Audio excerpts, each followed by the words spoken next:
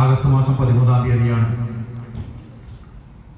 Okay വിട പറഞ്ഞത്. ഉത്തര മലബാറിന്റെ ഗ്രാമഗ്രാമാന്തരങ്ങളിൽ നിരവധിയായ മനുഷ്യരെ നാടകത്തിന്റെ ലോകത്തിലേക്ക് കൈപിടിച്ചുയർത്തിക്കൊണ്ട് നാടക സംവിധായകൻ എന്ന നിലയിലും നാടക രചയിതാവ് എന്ന നിലയിലും അതിനേക്കാളെല്ലാം ഉപരിയായി മികച്ച മേക്കപ്പ് മാൻ, മികച്ച സമയക്കാരൻ എന്ന നിലയിൽ കേരളത്തിൽ തന്നെ ഏറ്റവും പ്രശസ്തനായി മാറുകയും ചെയ്തിട്ടുള്ള ആളാണ് ഓക്കെ എന്ന് നമുക്കറിയാം. നാടകം മാത്രമല്ല, എല്ലാ കലാ സാംസ്കാരിക പ്രവർത്തനത്തിന്റെയും മുൻനിരയിൽ ഓക്കെ കുറ്റിക്കോലുണ്ടായിരുന്നു. കേരള സംഗീത നാടക അക്കാദമിയുടെ നേതൃത്വത്തിലും ഫോക്ലോർ അക്കാദമിയുടെ നേതൃത്വത്തിലുമെല്ലാം വളരെ പ്രശസ്തമായ രൂപത്തിൽ പ്രവർത്തിച്ച ആളാണ് ഓക്കെ കുറ്റിക്കോൽ എന്ന് നമുക്കെല്ലാം അറിവുള്ളതാണ്.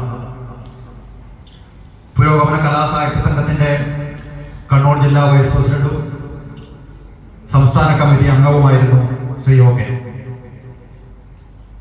അതുപോലെ കണ്ണൂർ സംഘചേതനയും തളിപ്പുറം ഗ്രാമീണ മാസാർ സൊസൈറ്റി ഉൾപ്പെടെയുള്ള ഏറ്റവും പ്രധാനപ്പെട്ട കലാസംഘടനകളുടെ എല്ലാം നേതൃത്വത്തിൽ സ്തുത്യർഹമായ പങ്കാണ്, നേതൃത്വപരമായ പങ്കാണ് ശ്രീ ഓക്കെ നിർവഹിച്ചത് നമുക്കെല്ലാം അറിയാം. വലിയ ത്യാഗങ്ങളും കഷ്ടപ്പാടുകളും ഇന്നത്തെ പോലെ സൗകര്യങ്ങളും ഇല്ലാത്തൊരു കാലത്ത് ഞാൻ നേരത്തെ ചൂണ്ടിക്കാണിച്ചതുപോലെ കണ്ണൂർ കാസർഗോഡ് ജില്ലയുടെ എല്ലാ ഉൾഗ്രാമങ്ങളിലും എത്തിച്ചേർന്നുകൊണ്ട് ഇന്നത്തെ പോലെ യാത്രാ സൗകര്യങ്ങളൊന്നും ഇല്ലാത്തൊരു കാലത്ത് നാടകത്തെ നെഞ്ചേറ്റിക്കൊണ്ട് വലിയ നിരക്ക് ആളുകളെ നാടകത്തിൽ രംഗത്തിൽ കൊണ്ടുവരുന്നതിന് വേണ്ടി പ്രവർത്തിച്ച ഒരാൾ കൂടിയാണ് ഓക്കെ. അതുകൊണ്ട് ഓക്കെ കുറ്റിക്കോലിനെ എല്ലാ അർത്ഥത്തിലും പുരോഗമന കലാസാഹിത്യ സംഘം ഉൾപ്പെടെയുള്ള പുരോഗമന പ്രസ്ഥാനങ്ങൾ അദ്ദേഹത്തിന്റെ സ്മരണ എല്ലാ കാലത്തും നിലനിർത്താൻ വേണ്ടി പറ്റുന്ന രൂപത്തിൽ ഒരു അവാർഡ് ഏർപ്പെടുത്തണമെന്ന് തീരുമാനിച്ചുകൊണ്ടാണ് കഴിഞ്ഞ 5 വർഷക്കാലവും പുരോഗമന കലാസാഹിത്യ സംഘത്തിന്റെ തളിപ്പുറം മേഖലാ കമ്മിറ്റി നാടകരംഗത്തെ സമഗ്രമായ സംഭാവന നൽകിയിട്ടുള്ള ആളുകളെ തെരഞ്ഞെടുത്തുകൊണ്ട് ഇത്തരത്തിലുള്ള അവാർഡുകൾ നൽകുന്നത്. ഇത്തവണ 6ാമത്തെ അവാർഡാണ് പുരോഗമന കലാസാഹിത്യ സംഘത്തിന്റെ മേഖലാ കമ്മിറ്റി ഏർപ്പെടുത്തിയത്, ഈ ചടങ്ങിൽ വെച്ച് വിതരണം ചെയ്യുന്നത്. അതുകൊണ്ട് ഓക്കെയുടെ അനശ്വരമായ സ്മരണകൾ തുടിച്ചു നിൽക്കുന്ന ഈ ഒരു ഘട്ടത്തിൽ ഓക്കെയുടെ നാമധേയത്തിലുള്ള ഈ പുരസ്കാര വിതരണ ചടങ്ങിൽ പങ്കെടുക്കുന്നതിനു വേണ്ടി, സാക്ഷികളാകുന്നതിനു വേണ്ടി ഇവിടെ എത്തിച്ചേർന്ന മുഴുവൻ ആളുകളെയും പുരോഗമന കലാസാഹിത്യ സംഘത്തിന്റെ തളിപ്പുറം മേഖലാ കമ്മിറ്റിക്ക് വേണ്ടി സസന്തോഷം സ്വാഗതം ചെയ്യുകയാണ്. ഈ പരിപാടിയിൽ പുരസ്കാരം വിതരണം ചെയ്തുകൊണ്ട് നമ്മൾ എല്ലാ വർഷത്തെയും ഓക്കെ അവാർഡ് ദാനത്തിന്റെ ഭാഗമായി ഓക്കെ സ്മാരക പ്രഭാഷണം കൂടി സംഘടിപ്പിച്ചുകൊണ്ടാണ് എല്ലാ വർഷവും നമ്മൾ ഓക്കെയുടെ അവാർഡ് വിതരണ ചടങ്ങ് സംഘടിപ്പിച്ചിട്ടുള്ളത്. ഇത്തവണയും വർത്തമാന കേരളവും ഇടതുപക്ഷവും എന്ന വിഷയത്തെ അധികരിച്ചുകൊണ്ട് നമുക്കെല്ലാം അറിയുന്ന കേരളത്തിലെ വളരെ പ്രശസ്തനായ പ്രഭാഷകനും പുരോഗമന കലാസാഹിത്യ സംഘത്തിന്റെ സംസ്ഥാന കമ്മിറ്റി അംഗവും CPIM-ന്റെ ശ്രീകൃഷ്ണപുരം ഏരിയ സെക്രട്ടറി കൂടിയായിട്ടുള്ള സഖാവ് കെ ജയദേവനാണ് ഈ ചടങ്ങിൽ പുരസ്കാരം വിതരണം ചെയ്തുകൊണ്ട് ഈ ചടങ്ങിൽ പ്രഭാഷണം നടത്തുന്നത്. അദ്ദേഹം ഒരുപാട്, ഞാൻ നേരത്തെ ചൂണ്ടിക്കാണിച്ച പോലെ ഒരു പാർട്ടി ഏരിയ സെക്രട്ടറി എന്ന രൂപത്തിലുള്ള വലിയ ഉത്തരവാദിത്വം നിർവഹിക്കുന്നതിനിടയിൽ നമ്മുടെ കടുത്ത നിർബന്ധം കൊണ്ടും ആണ് സഖാവ് ഈ പരിപാടി പങ്കെടുക്കുന്നതിന് വേണ്ടി ഇവിടെ എത്തിച്ചേർന്നിട്ടുള്ളത്. സഖാവിനെ വളരെ ആദരവോടുകൂടി സ്നേഹത്തോടുകൂടി ഈ പരിപാടിയിലേക്ക് സ്വാഗതം ചെയ്യുകയാണ്. ഈ പരിപാടിയിൽ നമ്മുടെ എല്ലാ വർഷത്തെയും ശില്പം തയ്യാറാക്കിയിട്ടുള്ളത് ചിത്രം കുഞ്ഞമകലാണ്. അദ്ദേഹം ഇവിടെ എത്തിച്ചേരുമെന്നാണ് പ്രതീക്ഷിക്കുന്നത്. അദ്ദേഹത്തെ ആദരിച്ചുകൊണ്ട് ഈ ചടങ്ങിൽ സംസാരിക്കുന്നത് നമ്മുടെ OK കുട്ടിക്കോൾ സ്മാരക നാടക അവാർഡ് ആദ്യത്തെ പ്രഥമ അവാർഡ് നൽകിയിട്ടുള്ള അവാർഡ് ജേതാവും ഒപ്പം നമ്മുടെ ഈ ജൂറി കമ്മിറ്റിയുടെ ചെയർമാനും കൂടിയായ പുരോഗമന കലാസാഹിത്യ സംഘത്തിന്റെ സംസ്ഥാന വൈസ് പ്രസിഡന്റ് പ്രിയപ്പെട്ട കരോള മുറിയാടനെ ഈ ചടങ്ങിലേക്ക് സ്നേഹപൂർവ്വം സ്വാഗതം ചെയ്യുകയാണ്.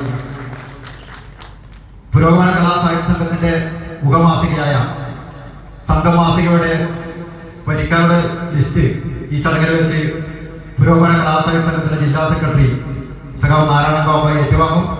നാരായണ ഗോപായിയെ ഈ പരിപാടിയിലേക്ക് സ്നേഹപൂർവ്വം സ്വാഗതം ചെയ്യുകയാണ്. അതുപോലെ ഈ ചടങ്ങിൽ OK കുട്ടിക്കോളിന്റെ പത്നി നാരായണയ്ക്ക് ഉൾപ്പെടെയുള്ള കുടുംബാംഗങ്ങൾ പങ്കെടുക്കുന്നുണ്ട്. അവരെല്ലാം സ്നേഹപൂർവ്വം ഈ ചടങ്ങിലേക്ക് സ്വാഗതം ചെയ്യുകയാണ്. അതുപോലെ നമ്മുടെ മുൻ അവാർഡ് ജേതാവും നമ്മുടെ ജൂറി കമ്മിറ്റി അംഗവുമായ രജിത മധു, പുരോഗമന കലാസാഹിത്യ സംഘത്തിന്റെ ജില്ലാ പ്രസിഡന്റ് TP വേണുമാഷ്, അതുപോലെ PK Shyamal teacher, K Damodar മാഷ് ഉൾപ്പെടെയുള്ള ആളുകൾ ഈ പരിപാടിയിൽ പങ്കെടുക്കുന്നുണ്ട്. അവരെല്ലാം സ്വാഗതം ചെയ്യുകയാണ്. അതുപോലെ പുരോഗമന കലാസാഹിത്യ സംഘത്തിന്റെ ജില്ലാ നേതാക്കന്മാരും പ്രവർത്തകന്മാരും എല്ലാം ഉണ്ട്. വനിതാ സാഹിതിയുടെ ജില്ലാ പ്രസിഡന്റ് ജിഷ സി ചാലിൽ ഈ പരിപാടിയിൽ പങ്കെടുക്കുന്നുണ്ട്. അതുപോലെ വനിതാ സാഹിതിയുടെ സംസ്ഥാന നിർവാഹക സമിതി അംഗം MM വനിത ഈ പരിപാടിയിൽ പങ്കെടുക്കുന്നുണ്ട്. പുകാസിയുടെ ജില്ലാ വൈസ് പ്രസിഡന്റ് സഖാവ് SP രമേശൻ മാഷ് ഈ പരിപാടിയിൽ പങ്കെടുക്കുന്നുണ്ട്. എല്ലാവരെയും ഒറ്റ വാക്കിൽ സ്വാഗതം ചെയ്തുകൊണ്ട് ഈ ചടങ്ങിൽ അധ്യക്ഷത വഹിക്കുന്നതിന് വേണ്ടി നമ്മുടെ പുരസ്കാര സമിതിയുടെ ചെയർമാനും നമ്മുടെ ഈ പ്രവർത്തനത്തിന് എല്ലാ തരത്തിലും സഹായം ചെയ്തുകൊണ്ട് നമ്മളോടൊപ്പം നിൽക്കുന്ന സഖാവ് K സന്തോഷാണ് ഈ ചടങ്ങിൽ അധ്യക്ഷത വഹിക്കുന്നത്. അധ്യക്ഷ സ്ഥാനത്തേക്ക് സഖാവ് K സന്തോഷിനെ സ്നേഹപൂർവ്വം ക്ഷണിക്കുന്നു. പ്രിയപ്പെട്ട വേദിയിലും സദസ്സിലും ഇരിക്കുന്ന പ്രിയങ്കരായ പുരോഗമന ജനാധിപത്യ പ്രസ്ഥാനത്തിൻ്റെ നേതാക്കളുൾപ്പെടെ ഈ പരിപാടിയിൽ പങ്കെടുക്കുന്ന പ്രിയപ്പെട്ടവർ, നമ്മുടെയെല്ലാം പ്രിയങ്കരനായി നമ്മൾ കാണുകയും അതുപോലെ ഈ സമൂഹത്തെ സ്നേഹിക്കുകയും ചെയ്തിട്ടുള്ള ഏറ്റവും പ്രധാനപ്പെട്ട ഒരു വ്യക്തിത്വത്തിൻ്റെ ഉടമയാണ് സഖാവ് OK കുട്ടിക്കോൽ എന്നത് നമുക്കെല്ലാവർക്കും അവരുടെ എല്ലാ മനസ്സിലുള്ള കാര്യങ്ങളാണ്. സഖാവ് OKയുടെ വേർപാടിന് ശേഷം അദ്ദേഹത്തിൻ്റെ ഓർമ്മ എന്നും നിലനിർത്താൻ വേണ്ടി സാധിക്കണമെന്ന് തളിപ്പറമ്പിലെ പുരോഗമന ജനാധിപത്യ പ്രസ്ഥാനത്തിൻ്റെ ഭാഗമായി പുരോഗമന കലാസാഹിത്യ സംഘം തളിപ്പറമ്പ് മേഖലാ കമ്മിറ്റി എന്ന നിലയിൽ ഈ ഒരു ആശയം മുന്നോട്ട് വെച്ചുകൊണ്ട് ഇത് നടപ്പാക്കുന്നതിന് വേണ്ടിയിട്ടുള്ള എല്ലാ സഹായങ്ങളും ഉണ്ടാവണമെന്ന് പാർട്ടിയുടെ മുമ്പിൽ പറഞ്ഞപ്പോൾ അത് നടപ്പാക്കണമെന്നതും കൃത്യമായിട്ട് നമുക്ക് OKയുടെ സ്മരണ എല്ലാ വർഷവും ഈ ആഗസ്റ്റ് മാസം 13-ാം തീയതി നടത്താൻ വേണ്ടി കഴിയുക എന്നതും തീരുമാനിച്ചുകൊണ്ടാണ് ഏരിയ തലത്തിൽ ഇത്തരത്തിലുള്ളൊരു പരിപാടി നടത്തുന്നതിന് വേണ്ടിയിട്ടും കുറച്ച് വർഷങ്ങളായിട്ട് തീരുമാനിച്ച് മുന്നോട്ട് പോകും. അതുകൊണ്ട് തന്നെ OKയെ പറ്റി സാംസ്കാരിക മേഖലയിൽ മാത്രമല്ല പൊതുപ്രസ്ഥാനത്തിൻ്റെ ഭാഗമായിക്കൊണ്ട് തളിപ്പറമ്പ് സൗത്ത് ലോക്കൽ കമ്മിറ്റി അംഗമെന്ന നിലയിലും അതുപോലെ തന്നെ നമ്മുടെ തദ്ദേശ സ്വയംഭരണ സ്ഥാപനങ്ങളുടെ തളിപ്പറമ്പ് നഗരസഭയുടെ ഒരു ജനപ്രതിനിധി എന്ന നിലയിലും സഖാവ് OK നമ്മുടെ എല്ലാം ഇടയിൽ പ്രവർത്തിച്ചിട്ടുണ്ട്.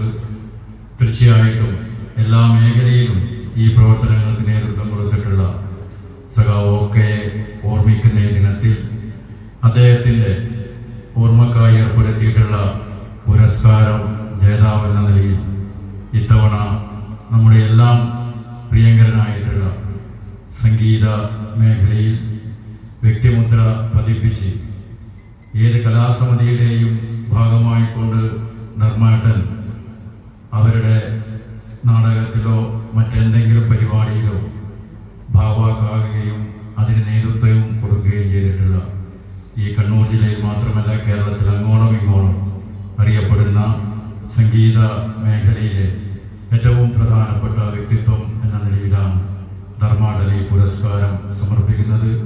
ധർമാടലി പുരസ്കാരം സമർപ്പിച്ചുകൊണ്ട് സംസാരിക്കുന്നത് ഇവിടെ സന്തോഷം പരിചയപ്പെടുത്തിയതുപോലെ പുരോഗമന പ്രസ്ഥാനത്തിൻ്റെ പാലക്കാട് ജില്ലയുടെ നേതാവും അതുപോലെ തന്നെ പുരോഗമന കലാസാഹിത്യ സംഘത്തിൻ്റെ സംസ്ഥാന കമ്മിറ്റി അംഗവും പൊതുവെ നമ്മുടെ നവമാധ്യമ മേഖലയിലും സാംസ്കാരിക രംഗത്തും ഏറ്റവും പ്രധാനപ്പെട്ട പ്രഭാഷണങ്ങളും എല്ലാം നടത്തി ജനങ്ങളുടെ മനസ്സ് അറിഞ്ഞിട്ടുള്ള അല്ലെങ്കിൽ ജനങ്ങൾ അദ്ദേഹത്തെ തിരിച്ചറിഞ്ഞിട്ടുള്ള ഒരു വ്യക്തിത്വത്തിൻ്റെ ഉടമയാണ് സഖാവ് ജയദേവൻ. ജയദേവൻ ഈ പരിപാടി ഉദ്ഘാടനം ചെയ്തുകൊണ്ട് വർത്തമാനകാല കേരളത്തിൻ്റെ രാഷ്ട്രീയ സ്ഥിതിവിശേഷങ്ങൾ ഉൾപ്പെടെ സംസാരിച്ചുകൊണ്ട് സഖാവ് ഒക്കെയുടെ ഉപകാരം സമർപ്പിക്കും. സംസാരിക്കുന്നതിന് വേണ്ടി സഖാവ് ജയദേവനെ ആദരപൂർവ്വം ക്ഷണിക്കുക.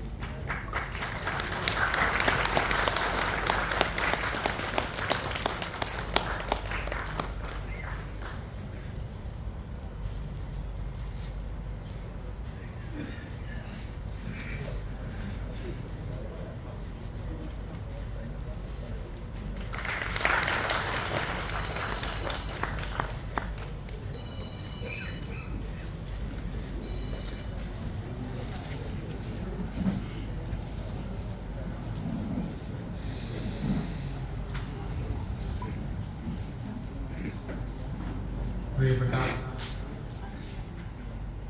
സഖാക്കളെ, സുഹൃത്തുക്കളെ, ഇവിടെ അവാർഡിന് അർഹനായിട്ടുള്ള സഖാവ് ധർമ്മേട്ടനെ ആദ്യമായിട്ട് അഭിനന്ദിക്കുകയാണ്. അദ്ദേഹത്തിന് എൻ്റെ എല്ലാ ആദരവും സ്നേഹവും ഞാൻ ഈ സമയത്ത് അറിയിക്കുകയാണ്. നമ്മുടെ വിഷയത്തിലേക്ക് നേരിട്ട് വരാം. സമയം വളരെ കുറവാണല്ലോ. ഇന്ന് തെരഞ്ഞെടുപ്പ് കഴിഞ്ഞിട്ട് 2-3 മാസം പിന്നിട്ടു. കേരളത്തിലെ ഇടതുപക്ഷ പ്രസ്ഥാനത്തിൻ്റെ പ്രവർത്തകർ, അനുഭാവികളൊക്കെ വലിയ നിരാശയിലായി. നിങ്ങൾക്ക് ചിലപ്പോൾ ഈ കുറച്ചുകൂടി നിരാശ ജാസ്തിയുണ്ടാവും. തളിപ്പറമ്പ് പോലെയുള്ള ഒരു മണ്ഡലത്തിൽ തോറ്റു, എറണാകുളം തോറ്റു, തളിപ്പറമ്പിൽ തോറ്റു. അപ്പൊ അതിൻ്റെയൊക്കെ ഒരു നിരാശയൊക്കെ ഉണ്ടാവും. യഥാർത്ഥത്തിൽ നിരാശയിൽ നിന്ന് പുറത്തു കിടക്കേണ്ടുന്ന സമയമൊക്കെ അതിക്രമിച്ചു. ഒരു ആദ്യത്തെ ഒരാഴ്ചയൊക്കെ നിരാശ കാണും.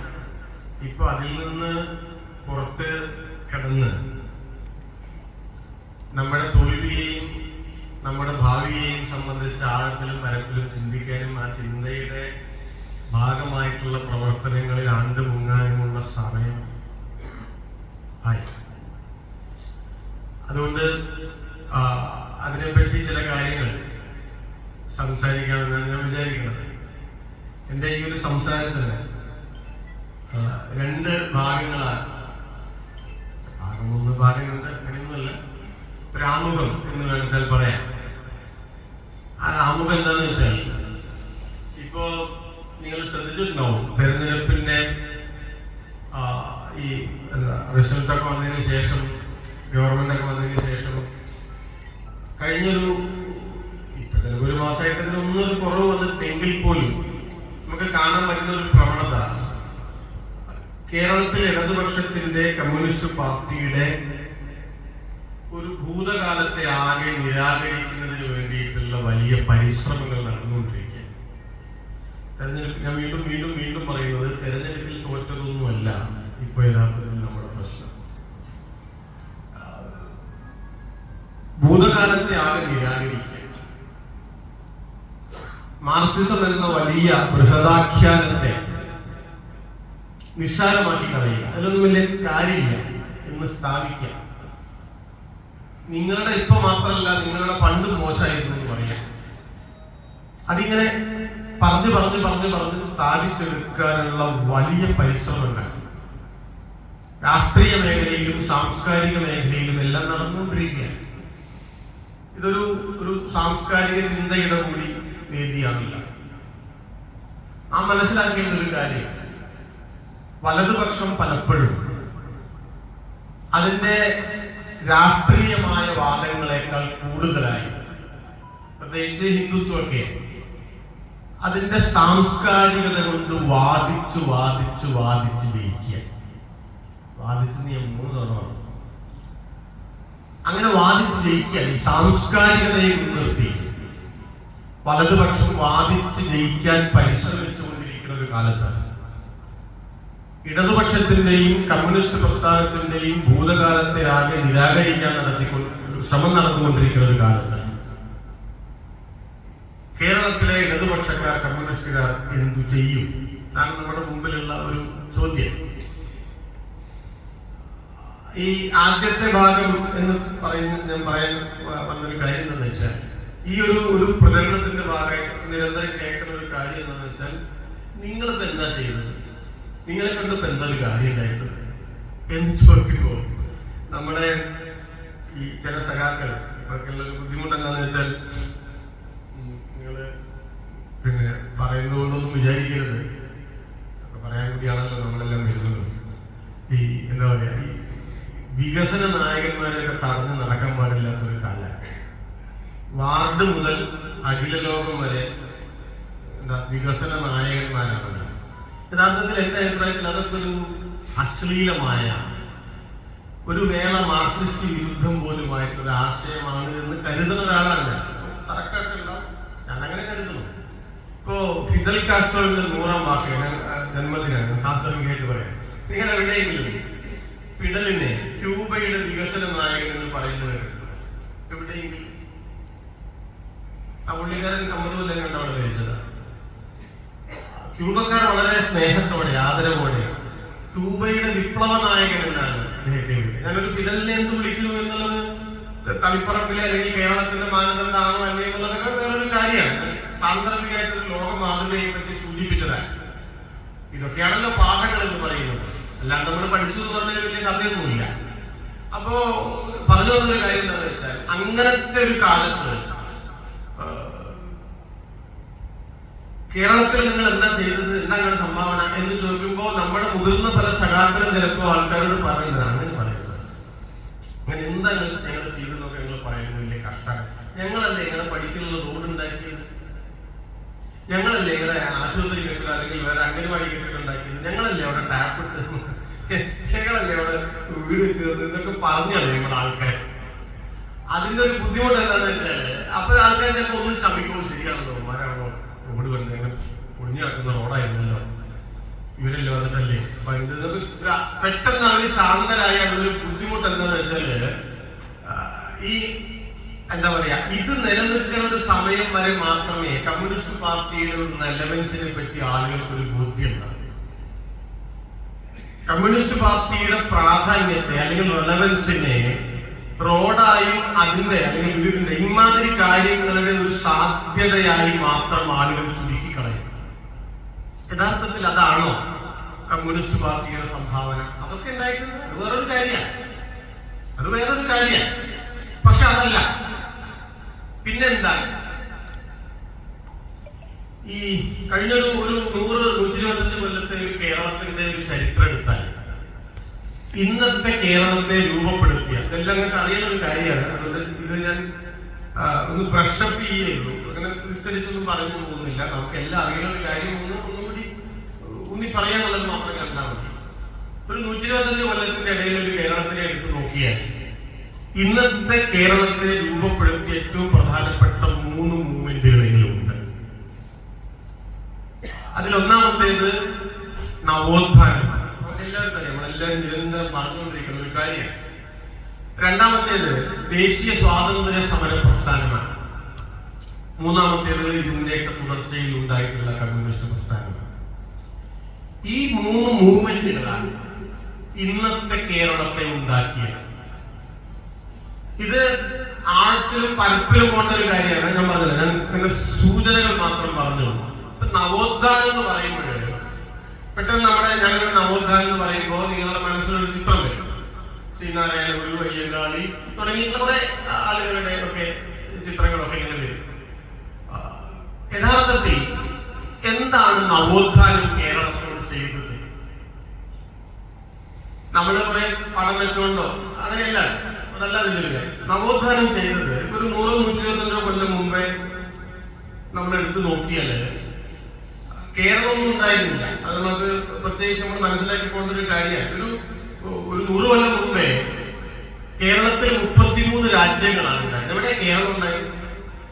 ഇപ്പോ യഥാർത്ഥത്തിൽ നമ്മൾ ഇന്ന് നിന്നിട്ട് പിറകിലേക്ക് തിരിഞ്ഞു നോക്കി ഒരു സൗകര്യത്തിന് ആളുകൾക്ക് മനസ്സിലാവാൻ വേണ്ടി 100 കൊല്ലം മുമ്പത്തെ ഒരു നാടിനെ കേരളം എന്ന് വിളിച്ചതാണ്. 100 കൊല്ലം മുമ്പ് കേരളമൊന്നുമില്ല. ഉദാഹരണത്തിന് വിവേകാനന്ദൻ കേരളത്തെ ഭ്രാന്താലയം എന്ന് വിളിച്ചു നമ്മൾ പറയാം. വിവേകാനന്ദൻ കേരളത്തെ ഭ്രാന്താലയം ഒന്നും വിളിച്ചിട്ടില്ല. എന്തുകൊണ്ട് വിളിച്ചിട്ട്? അങ്ങനെ വിളിക്കാൻ ഒരു കേരളം ഉണ്ടായിരുന്നില്ല. ഈ പുള്ളിക്കാരത്ത് വിളിക്കാൻ ഒരു കേരളം വേണ്ടേ? കേരളം ഉണ്ടായിരുന്നില്ല. അദ്ദേഹം മലബാർ എന്നാണ് പറഞ്ഞത്. ഈ മലബാറുകാർ ഇങ്ങനെ ഒരു ഒളിവില്ലാത്ത ആൾക്കാരാണ് എന്നാണ് അദ്ദേഹം പറഞ്ഞത്. നമ്മളതിനെ കേരളത്തിലേക്ക് ആകെ അത് ബാധകമാണ് എന്നൊരു കാരണം കൊണ്ടും ആൾക്കാർക്ക് ഒന്നും കൂടി ഒരു ക്ലാരിറ്റി ഉണ്ടായിക്കോട്ടെ എന്ന് കരുതിക്കൊണ്ടും ആര് പറഞ്ഞതാണോ കേരളത്തെ ഭ്രാന്താലയം എന്ന് വിശേഷിപ്പിച്ച മഹാൻ എന്നൊക്കെ. ഇന്ത്യയുടെ ഈ കാര്യം അതുപോലെ തന്നെയാണ്. 1000 കൊല്ലം മുമ്പത്തെ 2000 കൊല്ലം മുമ്പത്തെ ഇന്ത്യ ചുമ്മാ പറയുന്നതാണ്. 1000 കൊല്ലം മുമ്പേ ഇന്ത്യ ഒന്നുമില്ല. 500 കൊല്ലം മുമ്പേ എവിടെ ഇന്ത്യ ഉള്ളത്? ഇന്ത്യ ഒന്നുമില്ല. വെറുതെ ഇന്ത്യ 47 ഉണ്ടായില്ല. വേറൊരു വിഷയമാണ്, പറയാൻ പറയില്ല. 1947 ഉണ്ടായ, അങ്ങനെയും പറയാൻ പറ്റില്ല. കാരണം അന്ന് നമ്മുടെ 47 ആഗസ്റ്റ് 15 കാശ്മീർ ഇന്ത്യയുടെ കൂടെ ഇല്ല. അപ്പൊ 47 ആഗസ്റ്റ് 15 ഇന്ത്യ ഉണ്ടായത് എന്ന് പോലും പറയാൻ പറ്റില്ല. മറ്റെന്താ സ്വാതന്ത്ര്യത്തിനല്ലേ? ആഗസ്റ്റ് 15 47 ആരംഭിച്ച ഒരു പ്രോസസ്സാണ് വാസ്തവത്തിൽ ഇന്ത്യ എന്ന ദേശരാഷ്ട്രത്തിന്റെ നിർമ്മിതി. പക്ഷെ നമ്മൾ അങ്ങനെയല്ല പറയാ. 2000 കൊല്ലം മുമ്പത്തെ ഇന്ത്യ എന്നാ പറയാ. അശോകന്റേത് ഇന്ത്യ ഒന്നുമല്ല, ചന്ദ്രഗുപ്ത മൗര്യന്റേത് ഇന്ത്യ ഒന്നുമല്ല, അക്ബറിന്റേത്, ബാബറിന്റേത് അല്ലെങ്കിൽ ശിവജിയുടേത്, ഇതൊന്നും ഇന്ത്യയല്ല. എങ്ങനെ ഇന്ത്യയാവുന്നത്? നമ്മൾ ഇന്ന്, ഞാൻ വീണ്ടും പറയാണ്, സൗകര്യത്തിന് പിറകിലേക്ക് തിരിഞ്ഞ് അതിനെ ഇന്ത്യ എന്ന് വിളിക്കുക. അങ്ങനെ വിളിക്കുമ്പോഴും അതിനകത്ത് വൈരുദ്ധ്യങ്ങൾ നല്ലതുപോലെ മനസ്സിലാക്കണം.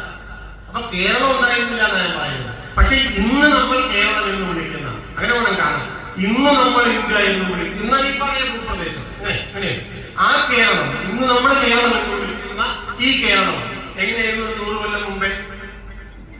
100 കൊല്ലം മുമ്പേ ഇപ്പോ അല്പ കാറ്റിലൂടെ പാതി വരുന്നു കരുതിയിരുന്നു. നാട്ടിലെ വലിയ പണ്ഡിതന്മാർ അങ്ങനെ കരുതിയിരുന്നു.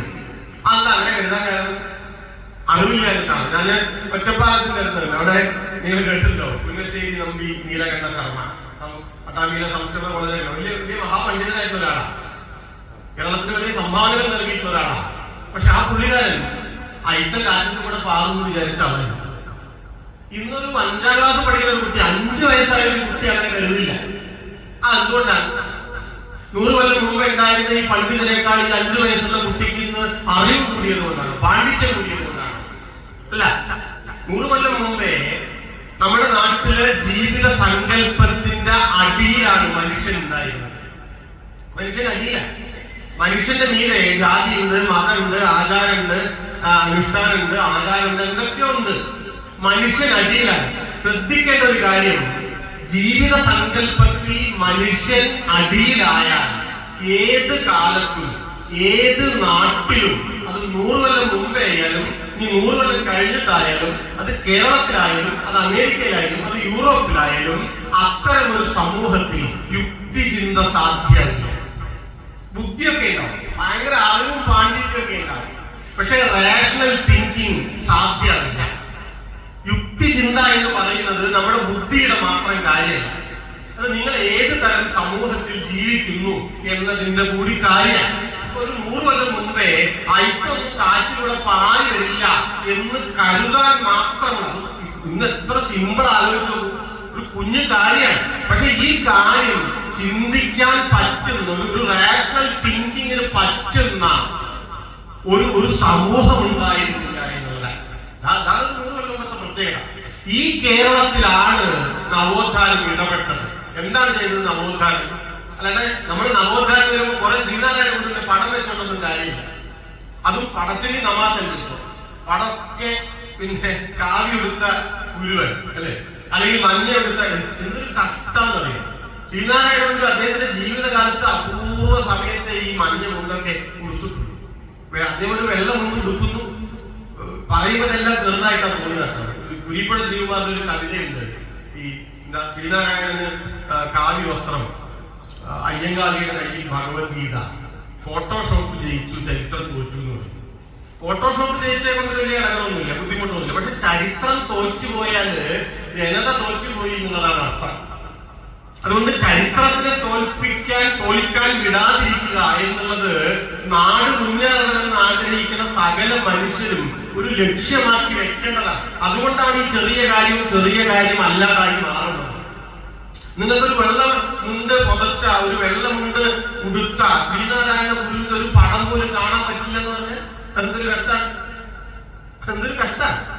നമ്മുടെ പാർട്ടിയിലെയും ഡിവൈഎഫ്ഐക്കാരും എസ്എഫ്ഐയും ഒക്കെ വെക്കുന്ന ബോർഡുകളിൽ പോലും ചരിത്രത്തെ തോൽപ്പിച്ചുകൊണ്ടൊരു ഫോട്ടോഷോപ്പ് ജയിക്കുക എന്ന് പറഞ്ഞാൽ ആത്യന്തികമായി ഈ മുന്നേറ്റങ്ങളുടെ എല്ലാം ഒടിയും എന്നൊരു അർത്ഥം കൂടി ഇതിനൊക്കെ ഉണ്ട് കേട്ടോ.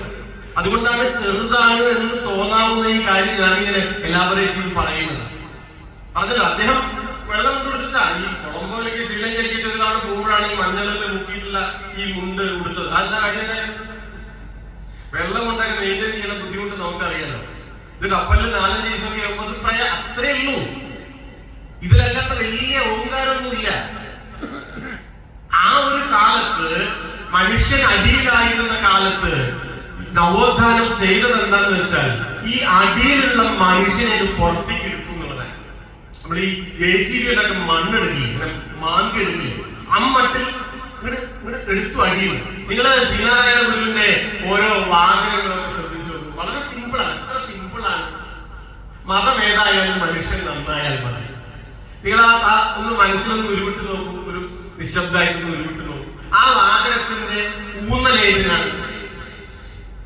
അത് മനസ്സിലാക്കിയാലേ നമുക്ക് നവോത്ഥാനത്തിന്റെ ഒരു ഉള്ളടക്കം പിടികിട്ടുള്ളൂ. അതിന്റെ ഊന്നൽ മതത്തിനല്ല. അദ്ദേഹം ഒരു സന്യാസിയാണ്, ഹിന്ദു സന്യാസിയൊന്നും ആയിരുന്നില്ല, അത് വേറൊരു കാര്യം. സന്യാസിയാണ്, അദ്ദേഹത്തെ ഹിന്ദു സന്യാസിയാക്കാൻ നടന്നുകൊണ്ടിരിക്കുകയാണ്, അത് ശ്രമം നടക്കുകയാണ്. വേണമെങ്കിൽ അദ്ദേഹത്തിന് പറയാമായിരുന്നു, മനുഷ്യൻ എങ്ങനെയാണെന്ന് വെച്ചാൽ ഹിന്ദു ആയാൽ മതി എന്ന് പറയാമായിരുന്നു. എന്താ പറഞ്ഞ അതെടുക്കുമോ? അങ്ങനെയൊക്കെ പറഞ്ഞ ആൾക്കാർ അത് ഉണ്ടായിരുന്നില്ലേ? അന്നുണ്ട്, ഇന്നുണ്ട്. കാര്യമായിട്ടൊന്നും സംഭവിച്ചിട്ടില്ല. അദ്ദേഹം പറഞ്ഞത് മതമേതായാലും മനുഷ്യൻ നന്നായാൽ മതി എന്നുള്ളതാണ്. മതത്തിനല്ല ഊന്നൽ, മതത്തിനല്ല, മനുഷ്യനിൽ ഊന്നൽ നവോത്ഥാനം ചെയ്തതാ. ഒരു ജാതി, ഒരു മതം, ഒരു ദൈവം, മനുഷ്യന് എന്ന വാചകത്തിന്റെ ഊന്നൽ ഏതിനാണ്? മനുഷ്യനാണ് ഊന്നൽ, ദൈവത്തിനൊന്നും അല്ല കേട്ടോ, മനുഷ്യനിൽ ഊന്നൽ. ആ കാലത്ത് കണ്ണൂർ ഉൾപ്പെടെയുള്ള വടക്കേ മലബാറിൽ നിരന്തരമായി കളിച്ചിട്ടുള്ള ഒരു നാടകത്തിന്റെ പേര് ഇത് നല്ല മനുഷ്യനാവാൻ നോക്കുന്ന നവോത്ഥാനം. ഇതൊക്കെ ചേർന്നതാണ് നവോത്ഥാനം. ഇത് നല്ല മനുഷ്യനാവാൻ നോക്കുന്ന, നമുക്ക് ആ പേര് ആലോചിച്ചു. അപ്പൊ ഞാൻ പറഞ്ഞത് എന്താന്ന് വെച്ചാല് നമുക്കൊരു 1000 ഉദാഹരണം കിട്ടും കേട്ടോ. മനുഷ്യനിൽ ഊന്നുകയും മനുഷ്യനെ ഈ ജീവിത സങ്കല്പത്തിന്റെ അടിയിൽ നിന്ന് മാന്തി പുറത്തേക്ക് എടുക്കുകയും ചെയ്തു എന്നുള്ളതാണ് നവോത്ഥാനം കേരളത്തിന് നൽകിയിട്ടുള്ള സംഭാവന. അതിന്റെ അർത്ഥം മേലുണ്ടായിരുന്നത് പോയിട്ട് അറബിക്കടലിൽ പോയി ചാടി മരിച്ചതൊന്നുമില്ല, അത് അതിന്റെ കുറവാണ്. വേറൊരു കാര്യം അതിപ്പോ പറയേണ്ടുന്ന ഒരു സന്ദർഭമല്ല. മേലെ ജാതി, ആചാര, അനുഷ്ഠാനം, അത് ഇതൊക്കെ ഉണ്ട്, അത് പോയി നശിച്ചില്ല, അതിങ്ങനെ റിവേഴ്സ് വന്നു, അടിപോയി. പക്ഷേ മനുഷ്യൻ മേലെ വന്നു. ജീവിത സങ്കല്പത്തിൽ മനുഷ്യൻ മുകളിൽ വന്നാൽ യുക്തിചിന്ത സാധ്യമാണ്. അത് പാണ്ഡിത്യത്തിന്റെ കാര്യമാണ്.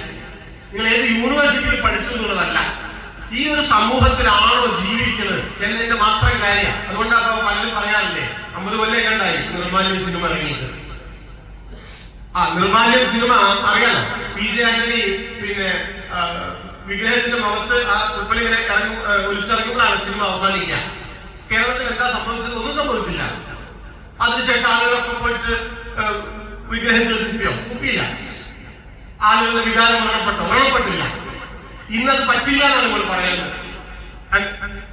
എന്താണല്ലേ ആലോചിക്കുന്നത്? മാർക്സ് എപ്പോഴും പറയാനുള്ള ഒരു കാര്യം, പുരോഗമനവാദിയാവുക എന്നതിന്റെ അർത്ഥം ഒരു കാര്യത്തിന്റെ, ഒരു വിഷയത്തിന്റെ വേരിലേക്ക് പോവുക എന്നുള്ളതാണ്. അല്ലെങ്കിൽ അത് നമ്മുടെ കമ്മിറ്റിയുടെ കാര്യമല്ല. നിങ്ങൾ ഏത് കമ്മിറ്റിയിലാണ് ഇരിക്കുന്നത്, നിങ്ങളുടെ സ്ഥാനം എന്താണ്, നിങ്ങൾ സെക്രട്ടറി ആണോ, നിങ്ങൾ ചതുരവട്ടത്തിൽ പ്രസംഗിക്കുന്നയാളാണോ, നിങ്ങൾ പുസ്തകം എഴുതിയിട്ടുണ്ടോ, അതൊന്നുമല്ല പുരോഗമനവാദിയാവുക എന്നതിന്റെ അർത്ഥം. പിന്നെയോ വേരിലേക്ക് പോവാം. ഇപ്പൊ തോറ്റു, തോറ്റു, അതിന്റെ വേരിലേക്ക് പോവാ. പോയിട്ട് മാത്രമേ കഴിയില്ല, ആ വേരിൽ മനുഷ്യനെ കാണുക. അതുകൊണ്ട് എന്തുകൊണ്ടാണ് നിർമ്മാല്യം സിനിമ ഇറങ്ങിയപ്പോ ആളുകൾ പ്രകോപിതരാവാതിരുന്നത്? എന്തുകൊണ്ടാണ് ഇപ്പൊ പ്രകോപിതരാവുന്നത്? ഇപ്പൊ വികാരം വ്രണപ്പെടുന്നത് അന്ന് വികാരം വ്രണപ്പെട്ടില്ല. ഈ വേരിലേക്കാണ് പോകേണ്ടത്. അങ്ങനെ നോക്കിയാൽ ആ കാലം നവോത്ഥാനത്തിന്റെ കൂടി പരിശ്രമ ഫലമായി അടിയിലുണ്ടായിരുന്ന മനുഷ്യൻ മുകളിൽ വരികയും ജാതിയും അമ്പലവും ഭക്തിയും അനുഷ്ഠാനങ്ങളും എല്ലാം അതിന് താഴെ വരികയും ചെയ്തപ്പോ നല്ല വിശ്വാസികളായിട്ടുള്ള ആൾക്കാരുടെ ആ സിനിമ കണ്ടു. അവരുടെ ഒരു വികാരം വ്രണപ്പെട്ടില്ല. മതം ഒന്നായും സംസ്കാരം മറ്റൊന്നായും അവർ തിരിച്ചറിഞ്ഞു. ആ സിനിമയ്ക്ക് മറ്റേക്ക് ഭരത് അവാർഡ് കിട്ടി, പിന്നെ MTക്ക് പ്രസിഡന്റിന്റെ അവാർഡ് കിട്ടി, ഒക്കെ കിട്ടി. ഇന്ന് സംഭവിച്ചതോ ഇതിങ്ങനെ ഒരു വൃത്തം പൂർത്തിയാക്കിയവരൊക്കെ പറയുന്നു. അതുകൊണ്ടാണ് പതുക്കെ ഈ അടിയിലുണ്ടായിരുന്ന മുകളിലുണ്ടായിരുന്ന മനുഷ്യൻ താഴേക്ക് വരാൻ തുടങ്ങിയോ എന്നതിന്റെ ലക്ഷണമാണ് കേരളത്തിൽ കണ്ടുകൊണ്ടിരിക്കുന്നത്. ആകെ വന്നു ഇവിടെ 100 കൊല്ലം മുമ്പത്തെ പോലെ അടിയിൽ തന്നെ സീറ്റ് ഉറപ്പിച്ചു എന്നല്ല ഞാൻ പറഞ്ഞതിന്റെ അർത്ഥം. അങ്ങനെയൊന്നും ഉറപ്പിച്ചിട്ടില്ല. നമ്മളൊക്കെ പാർട്ടിയൊക്കെ ജീവിച്ചിരിക്കുന്ന ഒരു നാടല്ലേ, അങ്ങനെയൊന്നും ഉറപ്പിച്ചിട്ടില്ല. പക്ഷേ ആ ഒരു വൃത്തം സങ്കടകരമായ വിധത്തിൽ കേരളം പൂർത്തീകരിക്കാൻ പോവുകയാണോ എന്നതിന്റെ സൂചനകളാണ് വർത്തമാനം നമുക്ക് നൽകിക്കൊണ്ടിരിക്കുന്നത്. അതിനെതിരെ ജാഗ്രതപ്പെടേണ്ടതാണ്. ഞാൻ പറഞ്ഞില്ല, അത് ഇന്നത്തെ ഒരു വിഷയമല്ല എന്നുകൊണ്ട് ഞാൻ അതിലേക്ക് പോകുന്നില്ല. ഞാൻ ആ ഭാഗം നിർത്താൻ. അപ്പൊ ഇതാണ് നവോത്ഥാനം കേരളത്തോട് ചെയ്തത്. ഇതിന്റെ തുടർച്ചയിലാണ് ദേശീയ പ്രസ്ഥാനം വരുന്നത്. ദേശീയ പ്രസ്ഥാനം അതിന്റെ സ്വാതന്ത്ര്യത്തിനാണല്ലോ. ദേശീയ പ്രസ്ഥാനം എന്താണ് നമുക്ക് തന്നത്? സ്വാതന്ത്ര്യ സമരം.